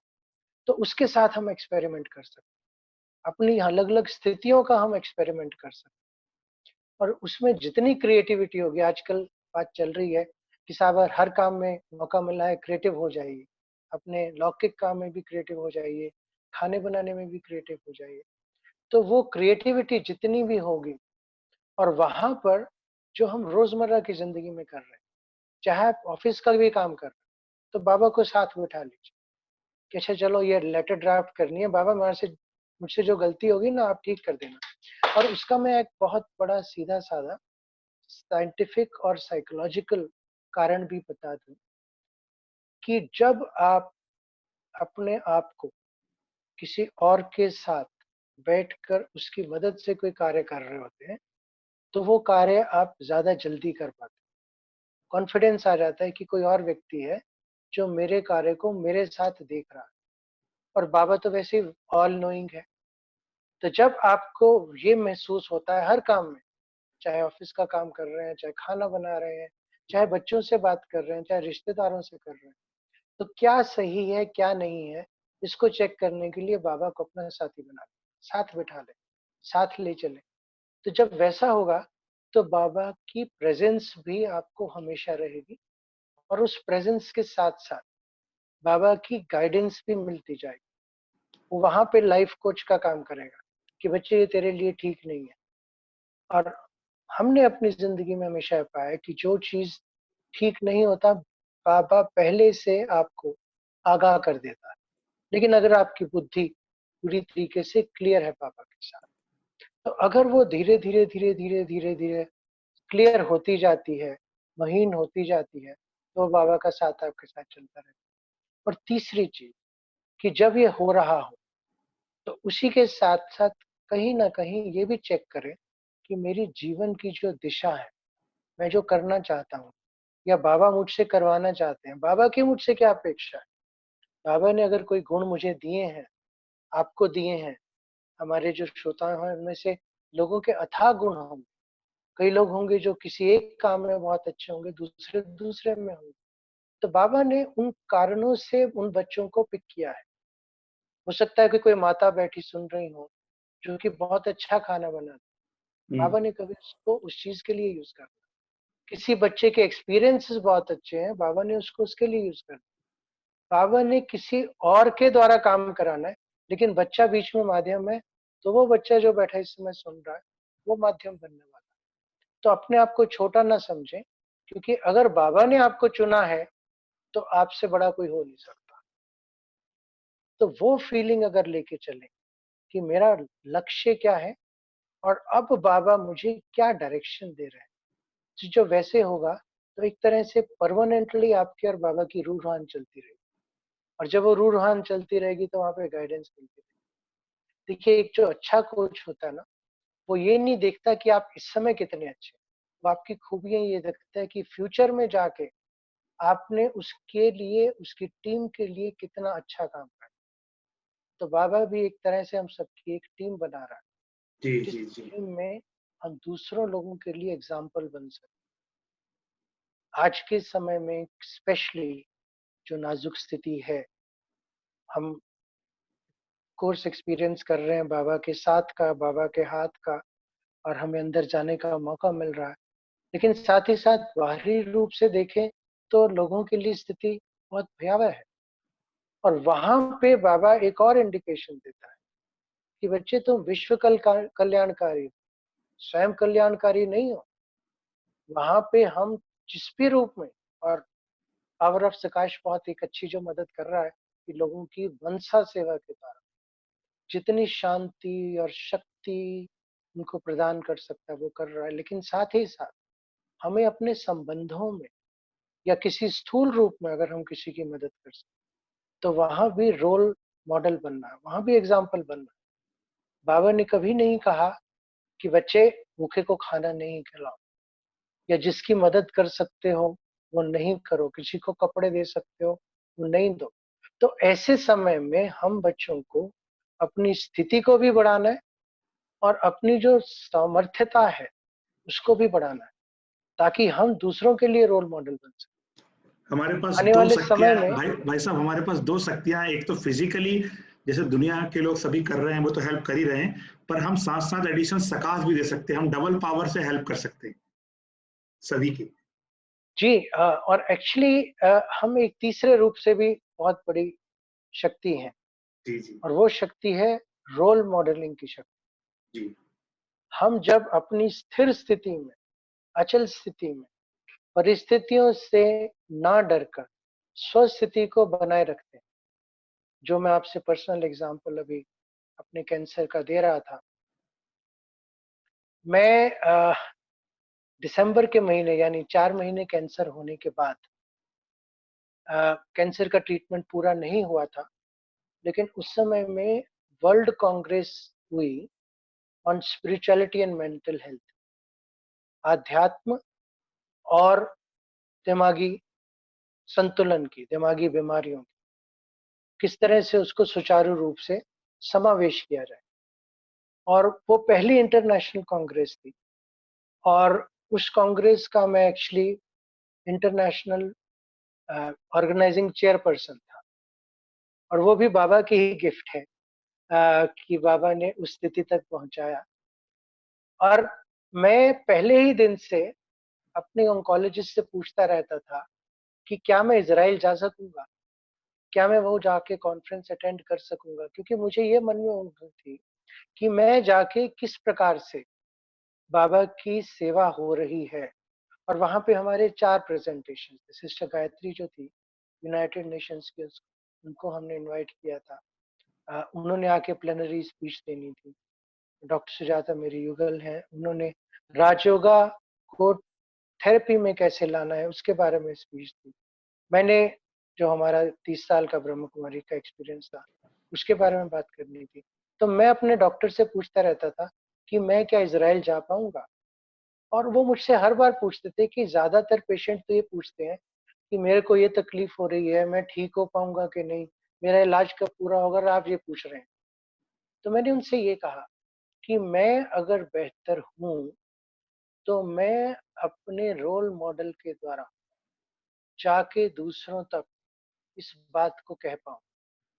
और मेरे ख्याल से आज के समय में हमें से जो भी इस समय इसे सुन रहे हैं या बाद में सुनेंगे या पावर ऑफ प्रकाश के साथ जुड़े हैं, वो इन परिस्थितियों में भी अगर अचल अडोल रहते हैं तो उनके अचल अडोल होने से लोगों में अपने आप ये विचार आएगा कि इन लोगों के पास ऐसी क्या पावर है, ये अचल अडोल होकर इन स्थितियों में भी अपने आप को भी ठीक रख रहे हैं, परिवार को भी ठीक रख रहे हैं, दूसरों को भी प्रकाश दे रहे हैं, उनकी भी मदद कर रहे हैं। जी जी तो जी। हमें बाबा ने एक तरह से अपने एग्जाम्पल के द्वारा सेवा करने के लिए अपने हाथ दिया है।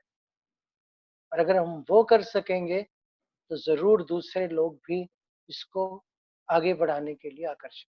जरूर भाई साहब, हम सभी इस चीज को जरूर फॉलो करेंगे, जरूर। 3 चीज भाई साहब ने स्पेशली बताई, एक तो फिजिकली हेल्प करना है, सकाश से करना, और रोल मॉडल बनना है। तीसरा बहुत इंपॉर्टेंट है, रोल मॉडल बनना है। दादी ने जैसे एग्जाम्पल सेट किया, उदाहरण मूर्त बने, ऐसा बनना है। जी बस। आ, 3-4 चीजें हमने और जो इस अनुभव के द्वारा पिछले 27-28 साल में वो सीखी, वो ये है कि जो रिश्ते हैं हमारे वो कई प्रकार के होते हैं। लेकिन पहला रिश्ता होता है मेरा मेरे साथ। मेरे साथ का मतलब है कि जो मैं आत्मा इस शरीर को चला रही हूँ, मेरा अपने साथ क्या रिश्ता है, मेरा अपने गुणों के साथ क्या रिश्ता है, मैं किस प्रकार से अपने जीवन का जो सबसे ऊंचा लक्ष्य है उसको कैसे पा सकती, जो मेरे गुण है मैं उन्हें कैसे बढ़ा सकती, जो बाबा ने मुझे दिया है, शक्तियां दी हैं, उनको अपने लिए और दूसरों के लिए कैसे यूज कर सकते। और दूसरा रिश्ता बनता है उन लोगों का लौकिक में जो हमारे साथ रहते। ऐसा देखने में आया है कि वो व्यक्ति जो कि किसी भी तरह के उस स्थिति में रहते हैं जहाँ पे कि दूसरों के साथ उनके मनमुटाव है, परेशानियां चल रही हैं, उनका बहुत समय, बहुत शक्तियां, बहुत रिसोर्सेज इन्हीं चीजों में चली जाती। हम रोज देखते हैं कि घरों में डोमेस्टिक वायलेंस हो रही है, शराब पी के लोग पीट रहे हैं, बच्चों को पीट रहे हैं, बीवी को पीट रहे हैं, या जिस तरह से उनके काम पे रिश्ते हैं वो खराब हैं, कंपटीशन लगा हुआ है, एक दूसरे की टांग खींचने की बात होती है, एक दूसरे के बारे में मनमुटाव, बुराइयां, और सारा समय सिर्फ उसी चीज में निकल जाता है। तो हमारा मन जो है वो सशक्त होने में उसको मौका ही नहीं मिलता। तो जो हमारे दूसरों के साथ रिश्ते हैं, खासतौर पे लौकिक, वो रिश्ते हम कैसे ठीक कर सकें। अगर बहुत अच्छे नहीं भी हो पा रहे तो कम से कम अपनी तरफ से पूरी शुभ भावना, शुभ कामना उन लोगों को देते रहें, और किसी तरह से हम उसमें उसको बढ़ाने के हिस्सेदार ना बने। तो अगर हम ये कर सकते हैं तो काफी हद तक मन को, समय को और मन की शक्तियों को हम और सकारात्मक कामों में लेके जा सकते हैं। तीसरा रिश्ता है अलौकिक परिवार के साथ। अलौकिक परिवार के साथ रिश्ता बहुत जरूरी है, क्योंकि अगर देखा, there are some relations which are thicker than blood, ये एक इंग्लिश की कहावत है कि कुछ ऐसे रिश्ते होते हैं जो कि खून के रिश्ते नहीं होते, लेकिन वो रिश्ते दूसरे रिश्तों से ज्यादा अहमियत रखते हैं। जो हमारे टीचर्स हैं, वो लोग हैं जिनके पास गुण है और हमसे गुण हम उनसे लेते हैं, हम उनसे सीखते हैं, या हम सब मिलकर विश्व की सेवा करते हैं, मदद करते हैं। तो वो जो रिश्ते हैं वो हमारे इकट्ठे हैं बाबा की श्रीमत के अनुसार, विश्व सेवा के लिए, विश्व परिवर्तन के लिए। तो उन रिश्तों को बनाना और उन रिश्तों में हमें एक दूसरे की मदद करना, हार्मोनी के साथ चलना, ताकि हम एक गोल, एक नामी और एक ही सहारा और एक ही फ्यूचर में दुनिया की स्थापना, उसके लिए काम कर सकते। चौथा रिश्ता है दुनिया के साथ। चाहे हम कितने भी आगे बढ़ जाएं, जब तक हम दूसरे लोगों को, विश्व के जो परिवार है उसकी सेवा नहीं करेंगे, हाहाकार मचा हुआ है, तो हमें भी, बाबा ने कई बार कहा है कि बच्चों, तुम्हें दूसरे लोगों की चीखें चिल्लाई सुनाई नहीं देती, जी, बाबा क्या बोलते ही उनके रहते लिए हैं। कुछ नहीं करेंगे? जी जी जी जी। तो बाबा हमेशा ये बात कहते हैं कि दूसरों की जितनी भी मदद कर सकोगे, आपको खुद तो सुकून मिलेगा ही, आप मेरे लिए भी वो काम कर रहे हैं, कि बाबा विश्व कल्याणकारी है। तो बाबा की अगर हमें भुजाएं बनना है, तो हमें बाबा की भुजाएं उन्हीं रूप से बनना है जिस रूप से कि बाबा दूसरों के लिए कर। और चौथा रिश्ता है भगवान के साथ। वो जो रिश्ता है वो सबसे इम्पोर्टेंट रिश्ता है। देखिए, इस समय हम बात कर रहे हैं इंटरनेट पे, आपकी तरफ भी लाइट है, मेरी तरफ भी है, और हम दूसरों, एक दूसरे के साथ कनेक्शन है। लेकिन अगर मेरी अपनी लाइट अंदर से मुझे पूरी तरह से प्रज्वलित नहीं करती और मैं बाबा से बाबा की लाइट नहीं लेता, तो मैं आगे दूसरों तक वो लाइट नहीं दे सकता। तो अगर मुझे वो शक्तियां अपने अंदर पैदा करनी है, तो मुझे बाबा की लाइट की हर समय जरूरत है। और जब वो जरूरत इस चरम सीमा तक पहुंच जाएगी कि मैं सिर्फ इंस्ट्रूमेंट हूँगा, मेरे थ्रू सब कुछ हो रहा है, मैं ना करने वाला हूँ ना करावनहार हूँ, बाबा मुझसे सब करवा रहा है, तो जब ऐसा होगा तो फिर बाबा को अपने आप ही हमें ज्यादा शक्तियां देनी पड़ेगी, क्योंकि अब वो बाबा सिर्फ यूज कर रहा है मुझे, और बाबा तो बेस्ट इंस्ट्रूमेंट चाहता है। तो अगर हम वो अपने आप को बना सकते हैं, बाबा के साथ कनेक्शन को बढ़ा के, तो फिर अपने आप हमें बाबा की शक्तियां मिलती रहें। तो आज के समय में और आने वाले समय में, ये समय अभी वेस्ट करने का नहीं, ये ज्यादा पढ़ने का भी नहीं। बाबा ने इतनी हमें गहराई से सारी बातें बताई हैं कि अब क्यों, क्या, वो प्रश्नों में जाने का भी समय नहीं। बाबा का ज्ञान जो है, और हमने तो करीबन 30 साल से साइंस के हिसाब से भी उसको नापा है, ये भी देखा है कि वर्ल्ड में लोग इस चीज को ढूंढ रहे हैं, ऐसे तरीके ढूंढ रहे हैं जिससे सुख और शांति मिल सके। तो वहां पे ऑलरेडी जो ज्ञान हम पा चुके हैं वो लोग, वो अब यूज करें, फ्रीली यूज करें, क्योंकि अब ये मौका है कि एक का 100 गुना और जी 100 का पदम गुना वो कार्य होने वाले हैं। लेकिन उसके लिए हमें अपनी स्थिति, अपनी दिशा और अपना लक्ष्य सब बहुत ऊंचा रखना। स्थिति, दिशा और लक्ष्य। जी, जी, रिपीट कर रहा हूँ सबके लिए। बहुत सारे बाबा के बच्चे लाइव देख रहे हैं और सभी कह रहे हैं भाई साहब कि ऐसा अनुभव हमने अपने जीवन काल में नहीं सुना। इतना लाइफ चेंजिंग एक्सपीरियंस, सभी के हजारों मैसेज आ रहे हैं भाई साहब। अभी वो मैसेज की वाइब्रेशन में आप तक धन्यवाद के रूप में सेंड करना चाहूंगा। बहुत सबको एक लाइफ चेंजिंग एक्सपीरियंस। हमने आपके बहुत सारे लेक्चर अवेकनिंग में सुने, हमने बहुत सारे लेक्चर यूट्यूब में सुने, पर आज का जो लेक्चर है बिल्कुल दिल से, अंदर से, एवरीवन आर कनेक्टिंग हियर, और इससे बहुत जबरदस्त परिवर्तन आना है निश्चित तौर पर। जी भाई साहब। मैं कई बार सोचता हूँ, और इस समय में तो बहुत ज़्यादा चिंतन चला है, मंथन भी चला है, कि हर चीज़ अपने समय पर उजागर होती है। आज से करीबन 6 महीने पहले जब मैं इस चीज़ से गुज़र रहा था, तब भी मन में नहीं आया कि मैं ज़्यादा लोगों से शेयर कर लूँ। कोई छुपाने की भी बात भी नहीं थी, कोई बताने की बात भी। जब थोड़ा ठीक होना शुरू हुआ, तो उस समय में मन में बहुत इच्छा थी कि इस चीज़ के बारे में लोगों से शेयर करके, किस प्रकार से जब लोग आते हैं हमारे पास ख़ास तौर पे, और वो कहते हैं कि मुझे ये कष्ट है, मुझे ये कष्ट है, और कई बार जो थोड़े पुराने होते हैं, वो कह देते हैं कि साहब आपको क्या पता कि हम किस चीज़ से गुज़र रहे हैं। तो आज मैं उनसे कह सकता हूँ कि मुझे मालूम है कि आप किस चीज़ से गुज़र रहे हैं।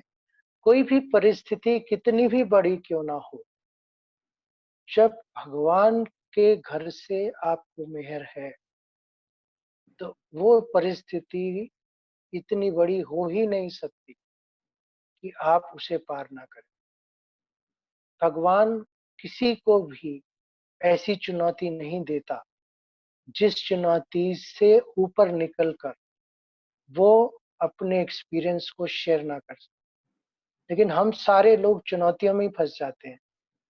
क्यों हुआ, कैसे हुआ, कितनी बड़ी प्रॉब्लम हुई, इसी में फँस जाते हैं, लेकिन उसका जो गूह्य मीनिंग है, वो नहीं कह पाते। तो 3 महीने पहले तक मेरे मन में नहीं था कि मैं इस चीज़ को शेयर करूँगा। क्योंकि हुआ ठीक है, मेरे लिए कोई बड़ी बात नहीं है। लेकिन यहाँ पे आपसे एक और हँसी की बात कहता हूँ कि जैसे इंट्यूशन की बात होती है ना, तो बाबा हमेशा इंट्यूशन दे देता, और ये मैंने पर्सनल जीवन में पाया है। मेरे ख्याल से बहुत से लोगों ने खुद एक्सपीरियंस भी किया होगा कि मधुबन कई बार आना होता है, माउंट आबू, तो वहाँ पे जिन-जिन लोगों से मिलना होता, तो मन में होता है कि जी शक्ति बाई से मिल के उनको ये कहना है, किसी को ये चीज़ देनी है, किसी से ये चीज़ लेनी है, और बहुत सी बार ऐसा होता है कि मैं सुबह पहुँचता हूँ और शाम को वापस आ जाता जी हूँ, जी, देखा। मसरूफियत की वजह जी जी। से। लेकिन बाबा कुछ ऐसा कर देता है कि खाने के समय में एक व्यक्ति मिल गया, चलते हुए दूसरा व्यक्ति मिल गया, जहाँ आप लेक्चर देने गए जिस सभा में, उसमें तीसरा मिल गया, जाते वक़्त वो आपको गाड़ी में मिल गया। तो काम बाबा ने जो अपने कराने होते हैं, वो पूरे करा लेता।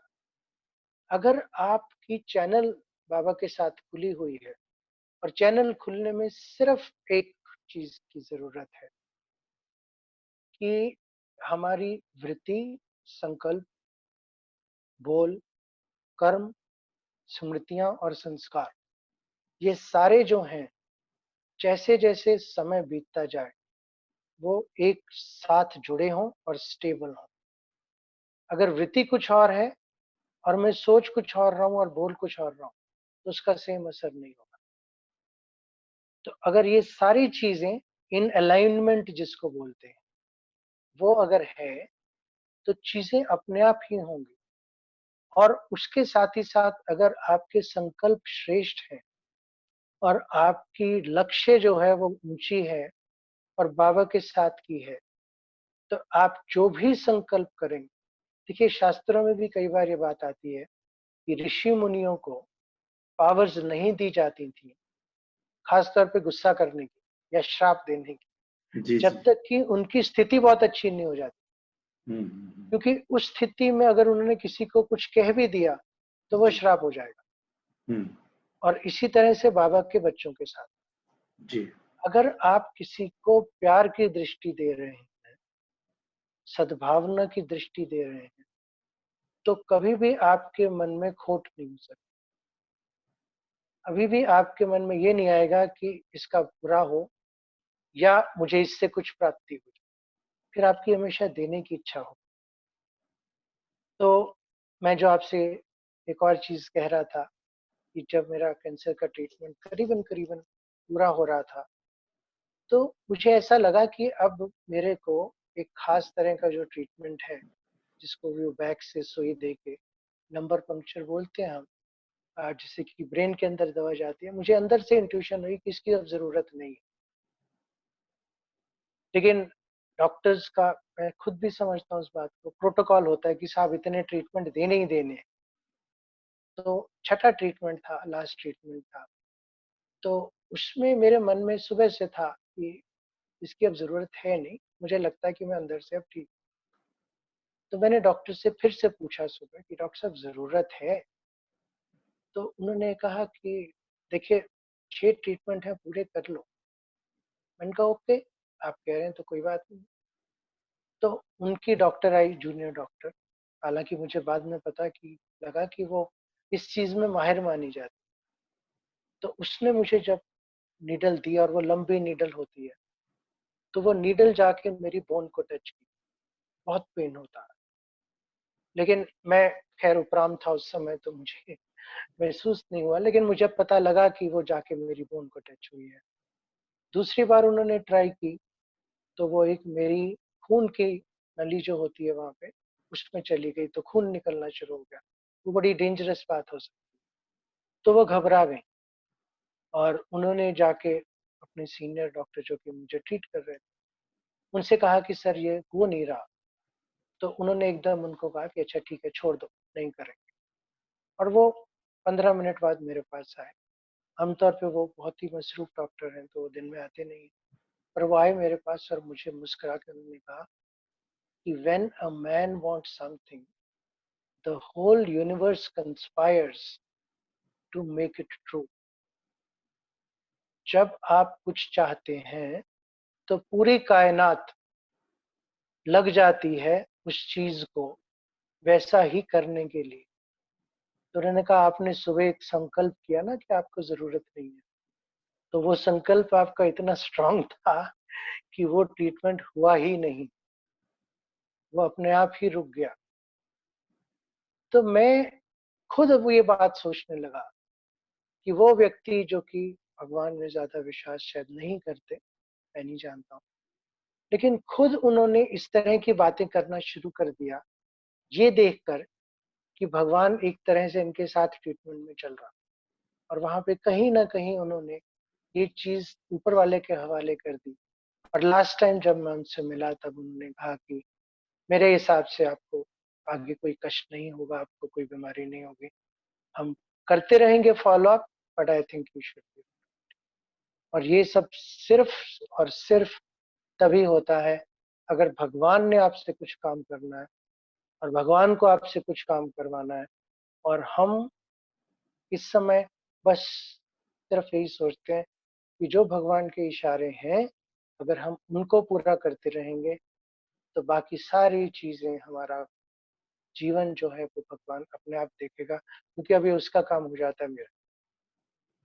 भाई साहब, बाबा के बहुत सारे बच्चे एक क्वेश्चन पूछते हैं कि हम बाबा से बहुत प्यार करते हैं, जैसे हमारे महारथियों का होता है, जैसे आपका है। परंतु कई बार चीज़ें ऐसी हो जाती है कि हमसे कोई गलती होती है और वो गलती हमारे माइंड में इतनी घर कर जाती है कि हम उसे भूल नहीं पाते और वहीं पर स्टक हो जाते हैं। तो वो गलती से कैसे हम बाहर आएँ और फिर से हमारी जर्नी को आगे कंटिन्यू रखें? इसके ऊपर प्रकाश डालिए।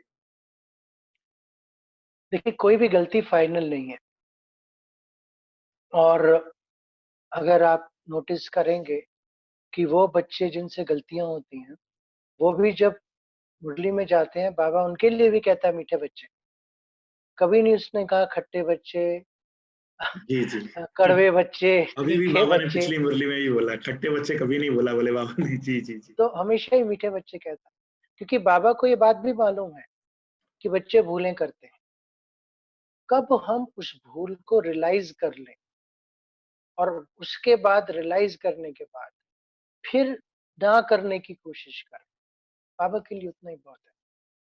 जिस दिन हमारी सारी भूलें पूरी हो गई, तो हम परफेक्ट स्थिति में आ गए। फिर उसके बाद किसी भी प्रकार की परिश्रम की ज़रूरत ही नहीं रही। लेकिन वो परिश्रम इस हद तक ना हो जाए कि हम बाबा के साथ जो कनेक्शन है वो जोड़ने की बजाय अपनी भूल के साथ कनेक्शन बना के रखें। जितनी बार हम एक ही चीज को बार बार सोचते हैं, उतनी ही बार मेरे मन की तरंगे उस चीज को सच समझती। मान लीजिए मार्च से 10 महीने पहले मुझसे कोई भूल हुई। इन 10 महीनों में 9 महीने तक मैंने उस भूल को सोचा। सिर्फ सोचने से ही मन की स्थिति, तन की स्थिति, भावनाओं की स्थिति वो ऐसी हो जाती है जैसे मैं फिर से वो भूल कर रहा हूँ। तो अगर हम अपनी भूल से आगे बढ़ना चाहते हैं तो ये याद रखें कि ये हुआ, इसने मुझे सिखाया क्या, और उस सीख को अब मैं अपने जीवन में कैसे लगाने वाला। अगर उसका प्लान बन जाता है निश्चित, तो अब भूल को याद करने की कोई जरूरत नहीं, क्योंकि अब प्लान को पॉजिटिवली कैसे करना है सिर्फ वो आपके मन में चले। और सबसे बड़ी इंपॉर्टेंट बात यह है कि आज के समय में जी दूसरी तरह से देखने का तरीका है कि अगर मैं ये कह रहा हूँ कि जी मेरा सारा समय, मेरी सारी शक्तियां बाबा के काम के लिए हैं, तो मैं जितनी अपनी शक्ति, अपनी भावनाएं या समय इस चीज को सोचने में लगा रहा हूँ, तो मैं बाबा से वो समय, शक्तियां छीन रहा हूँ ना, मैं चुरा रहा हूँ ना। तो वो तो अमानत में खयानत हो गई।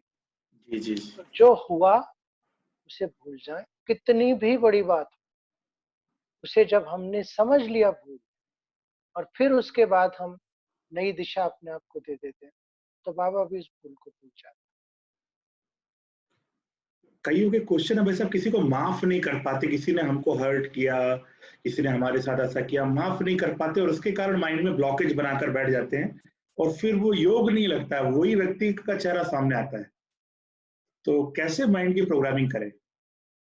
देखिए, हमें एक और चीज याद रखनी है कि माइंड जो है वो हर समय बदलता रहता है। उसके जो माइंड के पैटर्न्स हैं, ब्रेन के अंदर जो चलते हैं, वो आज हमने कोई चीज एक तरह से सोची तो वो एक पैटर्न बन गया। दूसरी बार हमने नए तरीके से सोची तो उसका अलग पैटर्न बना। अब किसी ने कुछ किया, उस समय के लिए वो चीज उस व्यक्ति के लिए और आपके लिए ठीक होगी, क्योंकि अगर नहीं होती तो आप उसे उसी समय रोक देते। कुछ समय बाद हमें लगता है कि उस व्यक्ति ने हमसे गलत किया। अब जब हम सोचते हैं कि गलत किया, उस व्यक्ति को फिर भी नहीं बताया, तो उस व्यक्ति को तो मालूम ही नहीं है ना। अगर हमने बता भी दिया और उस व्यक्ति ने अपने आप को चेंज कर लिया, तो बात तो वहीं पे खत्म हो जानी चाहिए। अगर चेंज नहीं किया और आपको लगता है कि अब वो व्यक्ति नहीं बदलेगा, मुझे इस व्यक्ति से किसी भी तरह की सकारात्मक प्राप्ति नहीं होगी, तो आपको वहां से हट जाना चाहिए। तो हर स्थिति में बाबा ने युक्तियां बताई हैं कि कैसे आप उस हट से आगे निकल सकते हैं, वहां पे अटके नहीं, और कैसे आप कोशिश कर सकते हैं कि उस जगह को वहीं छोड़ के या उस व्यक्ति को वहीं छोड़ के ड्रामा के अनुसार आप आगे बढ़ जाएं। देखिए, कई बार हम ना एक बैग उठा के चल रहे होते हैं, किसी जगह पहुंच गए, वो जगह सही है, अच्छी है, आराम करने वाली है, लेकिन अगर हम उस बैग को पकड़ के ही खड़े रहेंगे, तो हम ना आराम कर सकते हैं, ना उस बोझ से दूर हो सकते। तो हमें माइंड वो को बोझ डस्टबिन कहीं ना कहीं डस्टबिन नहीं रखना बनाना है। है, माइंड को माइंड को डस्टबिन। डस्टबिन नहीं बनाना है, और माइंड के बोझ को कम से कम करना है। क्योंकि जब उस बोझ को कम करेंगे तभी आप उड़ती स्थिति में जा सकते हैं। जो आपने कहा ना, योग नहीं लगता, क्योंकि आपका योग उस समय भगवान के साथ नहीं चल रहा, आपका योग उस व्यक्ति के साथ चल रहा है, और वो व्यक्ति आपकी जिंदगी में है भी नहीं, इम्पोर्टेंट भी नहीं। अगर उसने कुछ किया है और आप सचमुच समझते हैं कि हर चीज ड्रामा के अनुसार हो रही है, तो वो भी ड्रामा के अनुसार, और उस ड्रामा का उसके साथ क्या रिश्ता है, वो उस व्यक्ति की किस्मत है, वो उस व्यक्ति का हिसाब किताब। मैं उसके बारे में सोच के अपने ड्रामा के सीन को खराब ना करूं। मान लीजिए एक प्ले चल रहा है, पिक्चर है कोई, उस पिक्चर में एक व्यक्ति ने, जो विलन है, उसने कुछ कर दिया। अब हीरो हर समय यही बात करता रहे कि उसने ऐसा क्यों किया, ऐसा तो करना नहीं चाहिए था, तो पिक्चर आगे नहीं बढ़ेगी ना।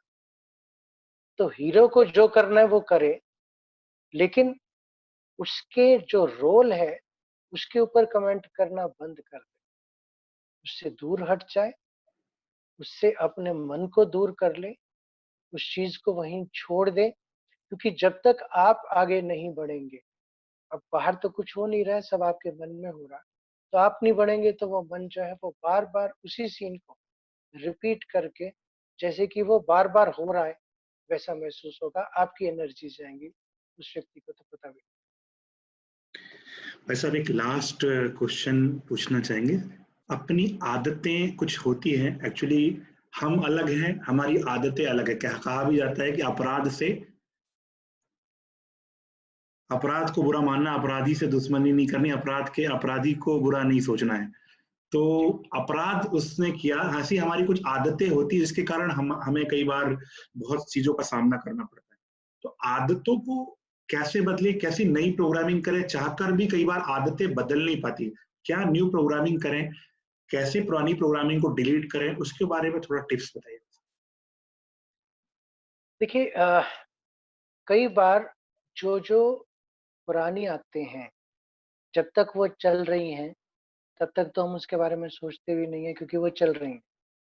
और जितनी बार जितने साल तक वो चलती रहती हैं वो पक्की होती रहती है। अब जब हमें लगता है कि ये आदत ठीक नहीं है, इसे बदलना चाहिए, तो ज्यादातर लोग पहली स्टेज पे ही फंस जाते हैं कि ये ठीक नहीं है, इसको बदलना चाहिए, और वो उसी चीज के बारे में सोचते रहते हैं। लेकिन बदल के क्या करना चाहिए, उसको रिप्लेस कैसे करना, किस आदत से रिप्लेस करना।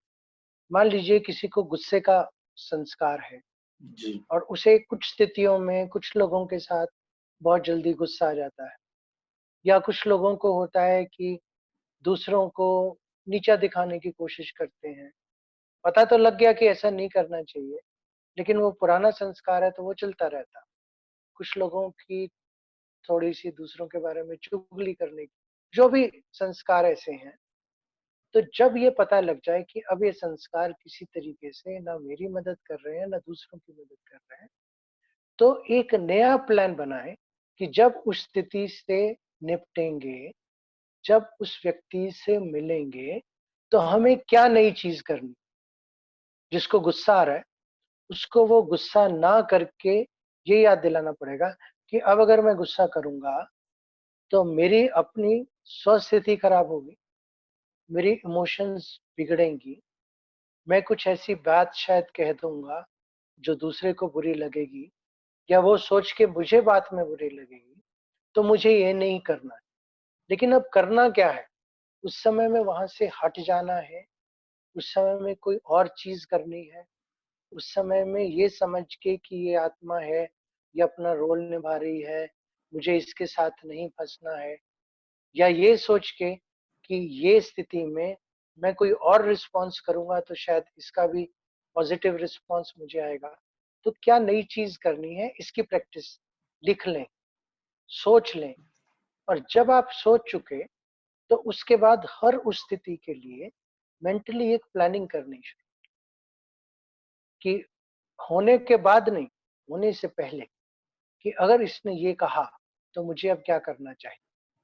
अच्छा, ये इसने कह भी दिया और ये सिर्फ माइंड में चल रहा है, तो मुझे वहाँ से हट जाना है, या मुझे उसको ये सोच के कि अच्छा ये छोटा है, ये सोच के कि इसको समझ नहीं है, ये सोच के कि ये इसका रोल ही ऐसा है, या इसका स्वभाव ही ऐसा है, मुझे अपने आप को क्या करना? और फिर वही चीज़ जाकर उस स्थिति में, जब वो स्थिति आए, और कई बार अगर आप चाहें तो वो लोग जो कि आपके पास हैं, आपके साथ हैं, जो लोग काम करते हैं आपके साथ, अगर उनके साथ करते रहे, तो फिर आप उसकी प्रैक्टिस कर सकते हैं। ये चीज़ याद रखें कि कोई भी नया बिहेवियर बनने में करीबन कम से कम 10% टाइम लगता है, एनर्जी लगती है उसको रिप्लेस करने। लेकिन मान लीजिए आपने 5 बार किया, फिर पुराना संस्कार ले गए, तो वो थोड़ा लंबा खिंच जाएगा। लेकिन अगर आप उसको नया करते रहते हैं, देखिए जैसे पानी होता है ना, हम अगर पानी किसी मिट्टी में डालें, तो वहाँ पर जिस जगह पे लकीरें होंगी, या कोई छोटी-सी नाली होगी, पानी वहीं से चला जाएगा। अब या तो हम उस नाली को बंद करें या एक नई लकीर या एक नई नाली बना दें जो कि उससे गहरी हो, तो अब पानी उस तरफ जाना शुरू हो जाए। जी। जब आप कोई नया संकल्प, नई दिशा उसको देते हैं, तो नया बिहेवियर बनना शुरू होता है। कुछ लोग कहते हैं कि 21 दिन तक आप एक बिहेवियर को अगर करते हैं, तो वो नया बिहेवियर बन जाता है। लेकिन करीबन 10 से 15% जितने दिन तक पहले आपने पुराना बिहेवियर किया, अगर नया करेंगे, तो आप उससे छुटकारा पा सकते हैं, नई दिशा मिल सकती है। और जैसे ही वो मिले, तो आप उसे सेलिब्रेट करें कि वाह! आज ऐसी स्थिति आई, लेकिन मैंने वैसा नहीं किया जो मैं पहले करता था। कि वाह! आज मैं उस बोझ से मुक्त हो गया या मेरे उससे रिश्ते बेहतर हुए। तो वो जो चीज़ आपको सकारात्मक मिली है, उस सकारात्मक चीज़ को भी अपने अंदर घुमाएँगे, तो फिर आपका वो बिहेवियर, नया बिहेवियर परमानेंट होता जाए। बिल्कुल भाई साहब। आज का जो प्रोग्राम है, ये हमारे जीवन में निश्चित तौर पर स्वर्णिम अक्षरों से लिखने वाला है। हमने बहुत अच्छे पुण्य किए होंगे, जो हमारे आदरणीय भ्राता जी ने आज दिल की गहराइयों के अनुभव और प्रैक्टिकल लाइफ के अनुभव पहली बार बाबा की इस टीम के सामने, पावर ऑफ सकाश टीम के सामने रखे। आज दिन तक भाई साहब ने इतना दिल का अनुभव किसी के साथ शेयर नहीं किया है। फर्स्ट टाइम भाई साहब ने अपने जीवन में जो विपरीत परिस्थिति आई वो बताया। भाई साहब ने एक बहुत अच्छी चीज बताई कि जैसे ही यदि आप कोई कार्य कर रहे हैं और आपको बहुत लाइट फील हो रहा है, समझ जाओ बाबा आपके साथ है। बहुत अच्छी चीज लगी है। और यदि लाइट फील नहीं हो रहा है, आप सेवा तो कर रहे हैं, लाइट फील नहीं हो रहा, तो समझ जाइए आप बाबा आपके साथ नहीं है, सेवा कर रहे हैं आप, बाबा आपके साथ नहीं है। भाई साहब ने बहुत अच्छी चीज बताई कि कैसे आदतों को बदलना है। भाई साहब ने बहुत अच्छी चीज बताई कि बाबा को कैसे यूज करना है, बाबा को कैसे साथ में रखना है उपराम स्थिति से। भाई साहब ने बहुत अच्छी चीज बताई कि 3 चीजों से सेवा करनी है। पहले हम डायरेक्ट फिजिकली किसी की मदद करें, कपड़े दे दें। अभी कोविड का जो प्रॉब्लम चल रही है, कोरोना वायरस का, तो कोई कपड़े दे दें, अनाज दे दें, ये सब फिजिकली मदद कर सकते हैं भौतिक रूप से। मेंटली मदद कर सकते हैं सकाश के रूप में, जो हम सभी पावर ऑफ सकाश टीम के बाबा के बच्चे कर रहे हैं, रोज कर रहे हैं। और तीसरा है एग्जाम्पल सेट करना, उदाहरण मूर्त बनना है। दादी ने जैसे सेट किया, हमारे भाई साहब ने सेट किया, एक एग्जाम्पल सेट किया है कि इतनी बड़ी खतरनाक बीमारी होती हुए भी उनके चेहरे पर कोई सिकन नहीं आई, उपराम स्थिति में रहे। और बाबा ने भी कहा ना कि सूली को काटा और कांटे को, मतलब का बाबा कहते हैं ना, पहाड़ को उन्होंने रुई बना दिया। इतनी विकट परिस्थिति को भी कैसे किया सामना। तो यहाँ कर्म भोग और कर्म योग की फाइट हुई और भाई साहब ने निश्चित तौर पर कर्मयोग की विजय हुई है। तो कर्मयोग की विजय होने के लिए भाई साहब का पिछला बहुत अच्छा पुरुषार्थ, आत्मिक स्थिति का, अशरीरी स्थिति का, बाबा से बहुत घनिष्ठ संबंध, ये सब चीज काम करती है। बहुत काल का अभ्यास और बड़ों के साथ बहुत निकटता, हमारे महारथियों के साथ बहुत प्रेम, यज्ञ के प्रति वफादार, फरमानबरदार, बहुत घनिष्ठ, सदा बाबा की सेवा में हाजिर। आप जब भी मैं आपसे मिलता हूँ, और पहली बार मैंने जब टीवी में चैनल में, मेरा पीस ऑफ माइंड में एक चैनल में जिंदगी बने आसान की शूटिंग चल रही थी, तो भाई साहब भी थे और मैं भी था। भाई साहब का जस्ट शूटिंग खत्म हुआ था और मेरा सेशन स्टार्ट था, एंकर थे। तो जैसे ही मैंने बोलना शुरू किया, तो मैं थोड़ा सा हम्बल होने लगा, डगमगा गया। तो भाई साहब ने मुझे बहुत प्यार से बोला, शक्ति भाई कैमरा कॉन्शियस नहीं होना है, सोल कॉन्शियस होना है, गॉड कॉन्शियस होना है। और बहुत अच्छी टिप्स दी मुझे, बिठाकर 15 मिनट समझाया। उसके बाद मैंने कई एपिसोड करने के बाबा ने इंस्ट्रूमेंट बनाया।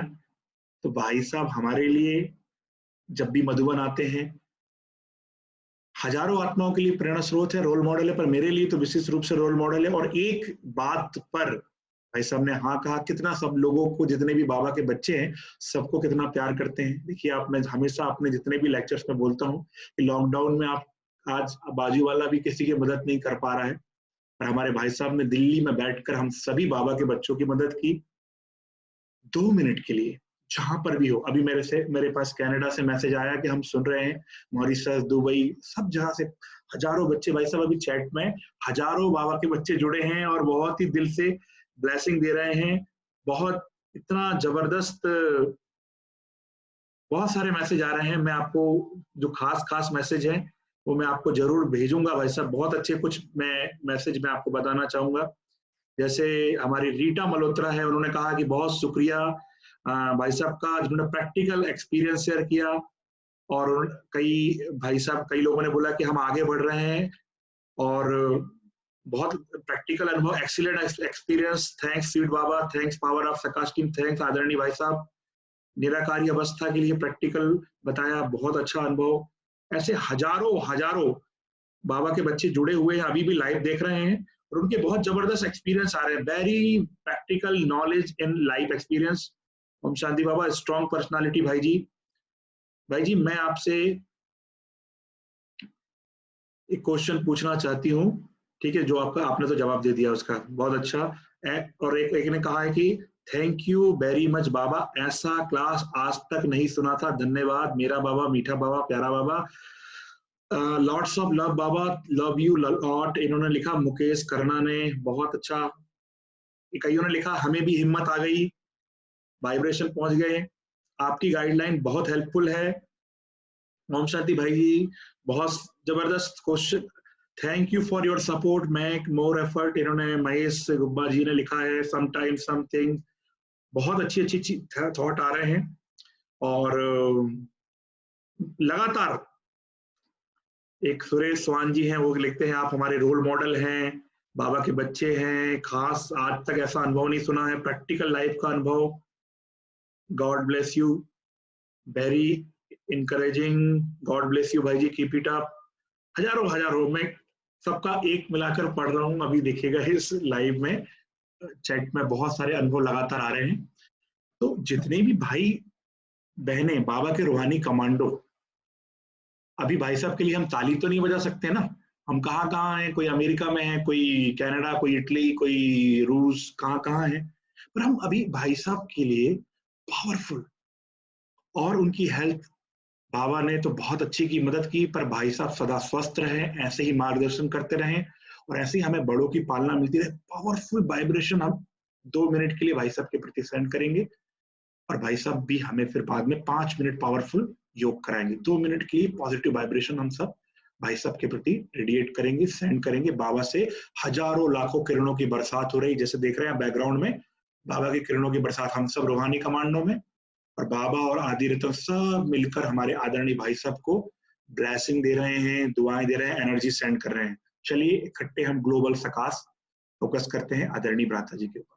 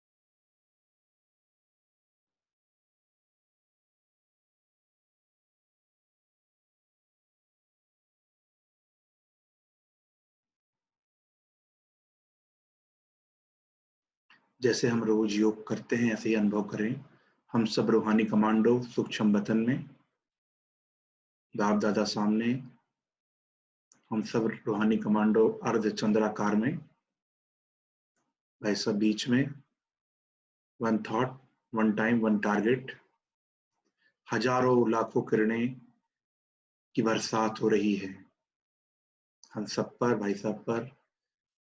बाप दादा का हजार भुजा वाले बाबा का हाथ हमारे सिर पर है। बहुत जबरदस्त प्रकंपन, शक्तिशाली प्रकंपन से हम भर चुके हैं।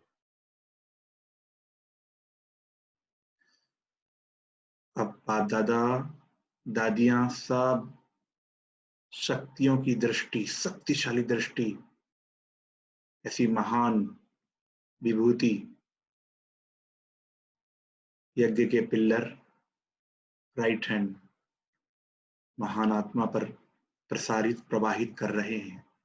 फोकस करें हम भी सब, बाबा की लाखों करोड़ों किरणें हम पर, और हमसे बाबा की किरणें हम भाई साहब को प्रदान कर रहे हैं। बाबा की दृष्टि पावर जा रही है। भाई साहब संपूर्ण रूप से स्वस्थ हैं। बाबा आपसे बहुत सेवा कराने वाले हैं। आप बाबा की प्रत्यक्षता के निमित्त बनने वाले हैं।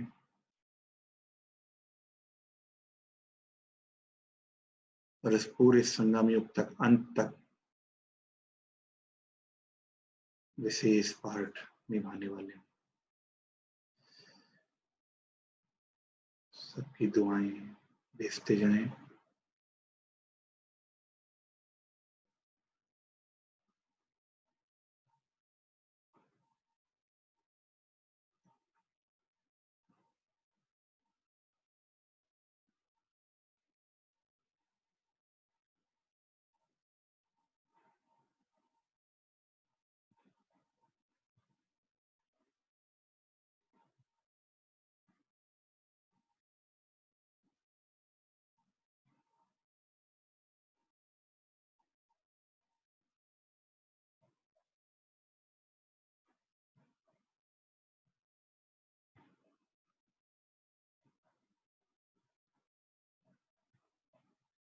हजार भुजा वाले बाबा का हाथ भाई साहब के लाइट के शरीर पर है, सिर पर रखा हुआ है। पूरा लाइट का शरीर शक्तियों के प्रकंपन से भर चुका है। इतनी रोशनी है, इतनी रोशनी है। बाबा का प्यार, और हम सभी रूहानी कमांडो को बाबा ने अपनी बहुत बड़ी बाहों में समेट लिया है। और हम बाबा की गोद में, हम सब बच्चे बाबा माँ की गोद में।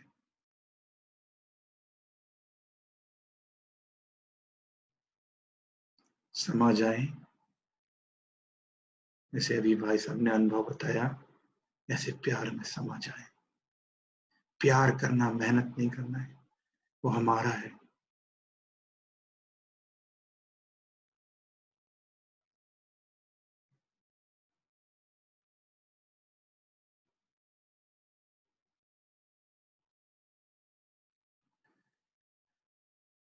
शांति, शांति, शांति। हम भाई साहब से मिलते रहेंगे। भाई साहब तो शुरू से ही बाबा की इस आर्मी के कमांडर रहे हैं। हमारा कमांडर इन चीफ तो बाबा है ही, परंतु भाई साहब शुरू से ही मार्गदर्शन देते रहे हैं, शुरू से मोटिवेट करते रहे कि भाई जी आपको ऐसा प्रैक्टिकल करना है, शक्ति भाई ऐसे प्रैक्टिकल करेंगे तो ऐसा होगा, आप लोग ऐसे करें। अब तो हम लॉकडाउन के दौरान बहुत सारी मदद, बहुत सारी हेल्प भाई साहब से लेंगे। भाई साहब बहुत ज्यादा हमेशा हम कनेक्शन में रहते हैं, भाई साहब गाइडलाइन करते रहते हैं। और जितने भी बाबा के बच्चे हैं, हम सबको भाई साहब गाइडलाइन करते रहेंगे, और हम ऐसी हमारे बड़ों की पालना लेते रहेंगे। जी भाई जी। मैं एक बात आपके बारे में और एक बात पावर ऑफ प्रकाश के बारे में कहना चाहूँ। आपने जैसे अभी बताया अपने एक्सपीरियंस का, मुझे भी वो समय याद है जब आप पावर ऑफ प्रकाश शुरू कर रहे थे, और कॉन्सेप्ट इतना अच्छा था कि इंडिविजुअल्स को बाबा की शक्ति और बाबा की किरणें लेने में कई बार बहुत झिझक सी भी होती है, और समझ में नहीं आता कि क्या करें, कैसे करें। और जिस रूप से आपने ऊपर से आ रही बाबा की किरणों को, शक्तियों को और बाबा की मदद को सब लोगों तक पहुंचाने में अलग अलग माध्यमों से, खास तौर पे पावर ऑफ प्रकाश के जो ग्रुप है उसके द्वारा जो किया है, वो शक्ति, शक्ति भाई की और पावर ऑफ प्रकाश की एक दिन जरूर बाबा की इतनी मदद करेगा कि बाबा की प्रत्यक्षता आपके सबके द्वारा ही होगी। ये मेरी शुभकामना भी है, शुभ भावना भी है। और साथ ही साथ अभी बैठे बैठे जब ये एक्सपीरियंस कर रहा था तो बाबा की टचिंग भी है। आप सबको एडवांस में सबकी बहुत बहुत बधाई। जी भाई साहब, और हम भाई साहब से मिलते रहेंगे। भाई साहब माइंड के एक्सपर्ट हैं। दुनिया के तमाम बड़े बड़े डॉक्टर्स को, बड़े बड़े मनोचिकित्सक को आप ट्रेनिंग देते हैं, देश विदेश में जाते हैं, पर आज कुछ माइंड की उन्होंने बात नहीं की उस प्रकार से, दुनियावी हिसाब से। Most of the time they use presentation, slide, videos, सब कुछ है। आप अवेकनिंग में भी देखिएगा, बहुत सारे आपके लेक्चर्स हैं, माइंड मैटर्स, बहुत सारे लेक्चर्स हैं। बट अभी आपने दिल की गहराई की बात की, बल्कि मैं और वो एक और हमारे जी सजेशन देना चाहूँगा, जी जो अभी कोरोना वायरस का चल रहा है, जी तो उसकी वजह से लोगों के मन पर जी और लोगों के रिश्तों पर क्या असर हो रहे हैं, हम्म और आध्यात्मिक रूप से और मानसिक रूप से हम कैसे उसे ठीक कर सकते हैं, उसके लिए एक फ्री की वेबसाइट भी अभी बनी है, जी जिसमें कि हमारे बहुत सारे लोग भी जुड़े हुए हैं। जी जी उसको कहते हैं जी www.mindspecialist.com, जी और माइंड स्पेशलिस्ट के फेसबुक, यूट्यूब और इंस्टाग्राम के हैंडल्स भी हैं, जिस पे आप ये सारी जानकारी ले सकते हैं, और वो बाबा का ज्ञान भी उन्हीं सारे वीडियोस में गूंथा हुआ www.mindspecialist.com, .com। फेसबुक है, पेज है, ट्विटर हैंडल है, इंस्टाग्राम है, इसको जरूर लिख लीजिएगा, ठीक है ना। और इसको आज ही, इसको, इसकी जो जानकारी है, मैं भी देखा, बहुत अच्छी अच्छी जानकारी है कोविड के लिए, और वर्तमान परिस्थितियों से कैसे, लॉकडाउन में कैसे कैसे परिस्थिति है, उसके लिए बहुत अच्छी चीज है। और भी हम भी विजिट करेंगे, आप सभी विजिट करिएगा। और बात यही खत्म नहीं हुई भाई साहब, अभी तो हमें बहुत कुछ सीखना है, बहुत कुछ लेना है। आप बाबा जैसे सागर, ऐसे आप मास्टर सागर हैं, और जैसे बाबा कहते सागर को हब करना है, तो हमें भी सब कुछ धीरे धीरे, ज्ञान रत्नों से हम सब नन्हे फरिश्ते हैं, तो आप बड़े बड़े फरिश्तों से हमें भी बहुत कुछ उड़ना सीखना है। सभी बच्चे जितने भी देख रहे हैं, भले वो उम्र में बड़े हों, 70 साल के ऊपर, ज्ञान में तो बच्चे ही हैं, क्योंकि भाई साहब बहुत पुराने हैं, आदि पुराने, शुरुआत से ही बाबा के ज्ञान में है। तो मैं दिल की अनंत गहराइयों के साथ, बाप दादा की तरफ से, दादियों की तरफ से, और पूरी पावर ऑफ सकाश टीम की दिल की गहराइयों के साथ, पावर ऑफ सकाश से, बाबा की सकाश से आपका दिल से धन्यवाद करता हूं। आपने इतना कीमती समय दिया, सबके इतने अनुभव आ रहे हैं, यदि वो यहाँ अभी होते तो बहुत कुछ हो जाता मैजिक, परंतु बाबा ने भी कहा है कि आगे परिस्थितियां नहीं, हम लोग इंटरनेट से मिल रहे हैं, इंटरनेट का भी थैंक्स, क्योंकि बाबा जैसा इंटरनेट, आपने बताया कि इंटरनेट जैसे किसी को फेसबुक रन करने के लिए, किसी को इंस्टा रन करने के लिए, किसी को सॉफ्टवेयर बनाने के लिए, वो एक सर्वर है और सब क्लाइंट को वो फैसिलिटी देता है। इसी प्रकार हमारा बाबा भक्तों को, सबको मदद कर रहा है, सब बच्चों को, किसी का भोग स्वीकार कर रहा है, किसी की मदद कर रहा है, किसी बांधीली की हेल्प कर रहा है, किसी पेशेंट की हेल्प कर रहा है। बाबा सुप्रीम है, क्योंकि वो सागर है। अब हमारी बारी है, सागर है बाबा, हमारी बारी है कि हमें गिलास में भरना है, बाल्टी में भरना है, कहाँ भरना है, हमारी बारी है, सागर है वो। तो भरेंगे तो हमको भी मास्टर सागर बनना है, पूरा भरना है, खाली नहीं रहना है।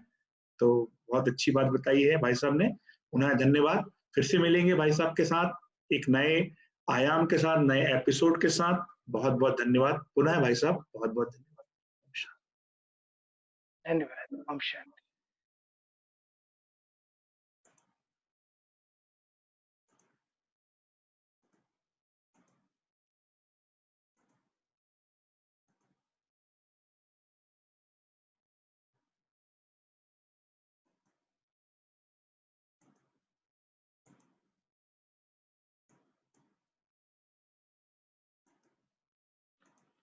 ओम शांति।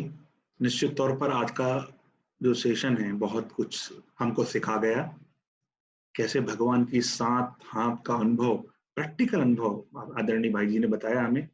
और ऐसे ही बहुत सारे अनुभव, ऐसे बहुत सारे टिप्स, टूल्स हम सीखते रहेंगे, पर हमें लगातार सकाश देते रहनी है। अब हम आज जो अमृत वेले हम सकाश देंगे, पूरे यज्ञ के किले को मजबूत करने के लिए सकाश देंगे। जितने भी हमारे सेंटर है, गीता पाठशालाएं हैं, रिट्रीट सेंटर है, बाबा का विशाल घर है, सबके लिए पावरफुल सकाश 3:30 से 5 फुल, कल का पूरा यही टारगेट रहेगा, हमें पूरे सेंटर्स को, हमारे बाबा के सारे रिट्रीट सेंटर को, गीता पाठशाला है, जितने भी बाबा के घर है, और इवन हमारे घर भी जो बाबा के घर हैं लौकिक में, वो सब बाबा के सेंटर ही हैं, तो उसको भी हमें इमर्ज करके सकाश देनी है। तो कमेंट्री आपको भेज दी जाएगी व्हाट्सएप ग्रुप में, जो नहीं जुड़े हैं वो जुड़ जाइएगा, नंबर आपको बता दिया गया है। और अभी आपको नंबर जो है चैट में भी आ जाएगा, फिर से एक बार मैं बोल देता हूँ नंबर 8770687706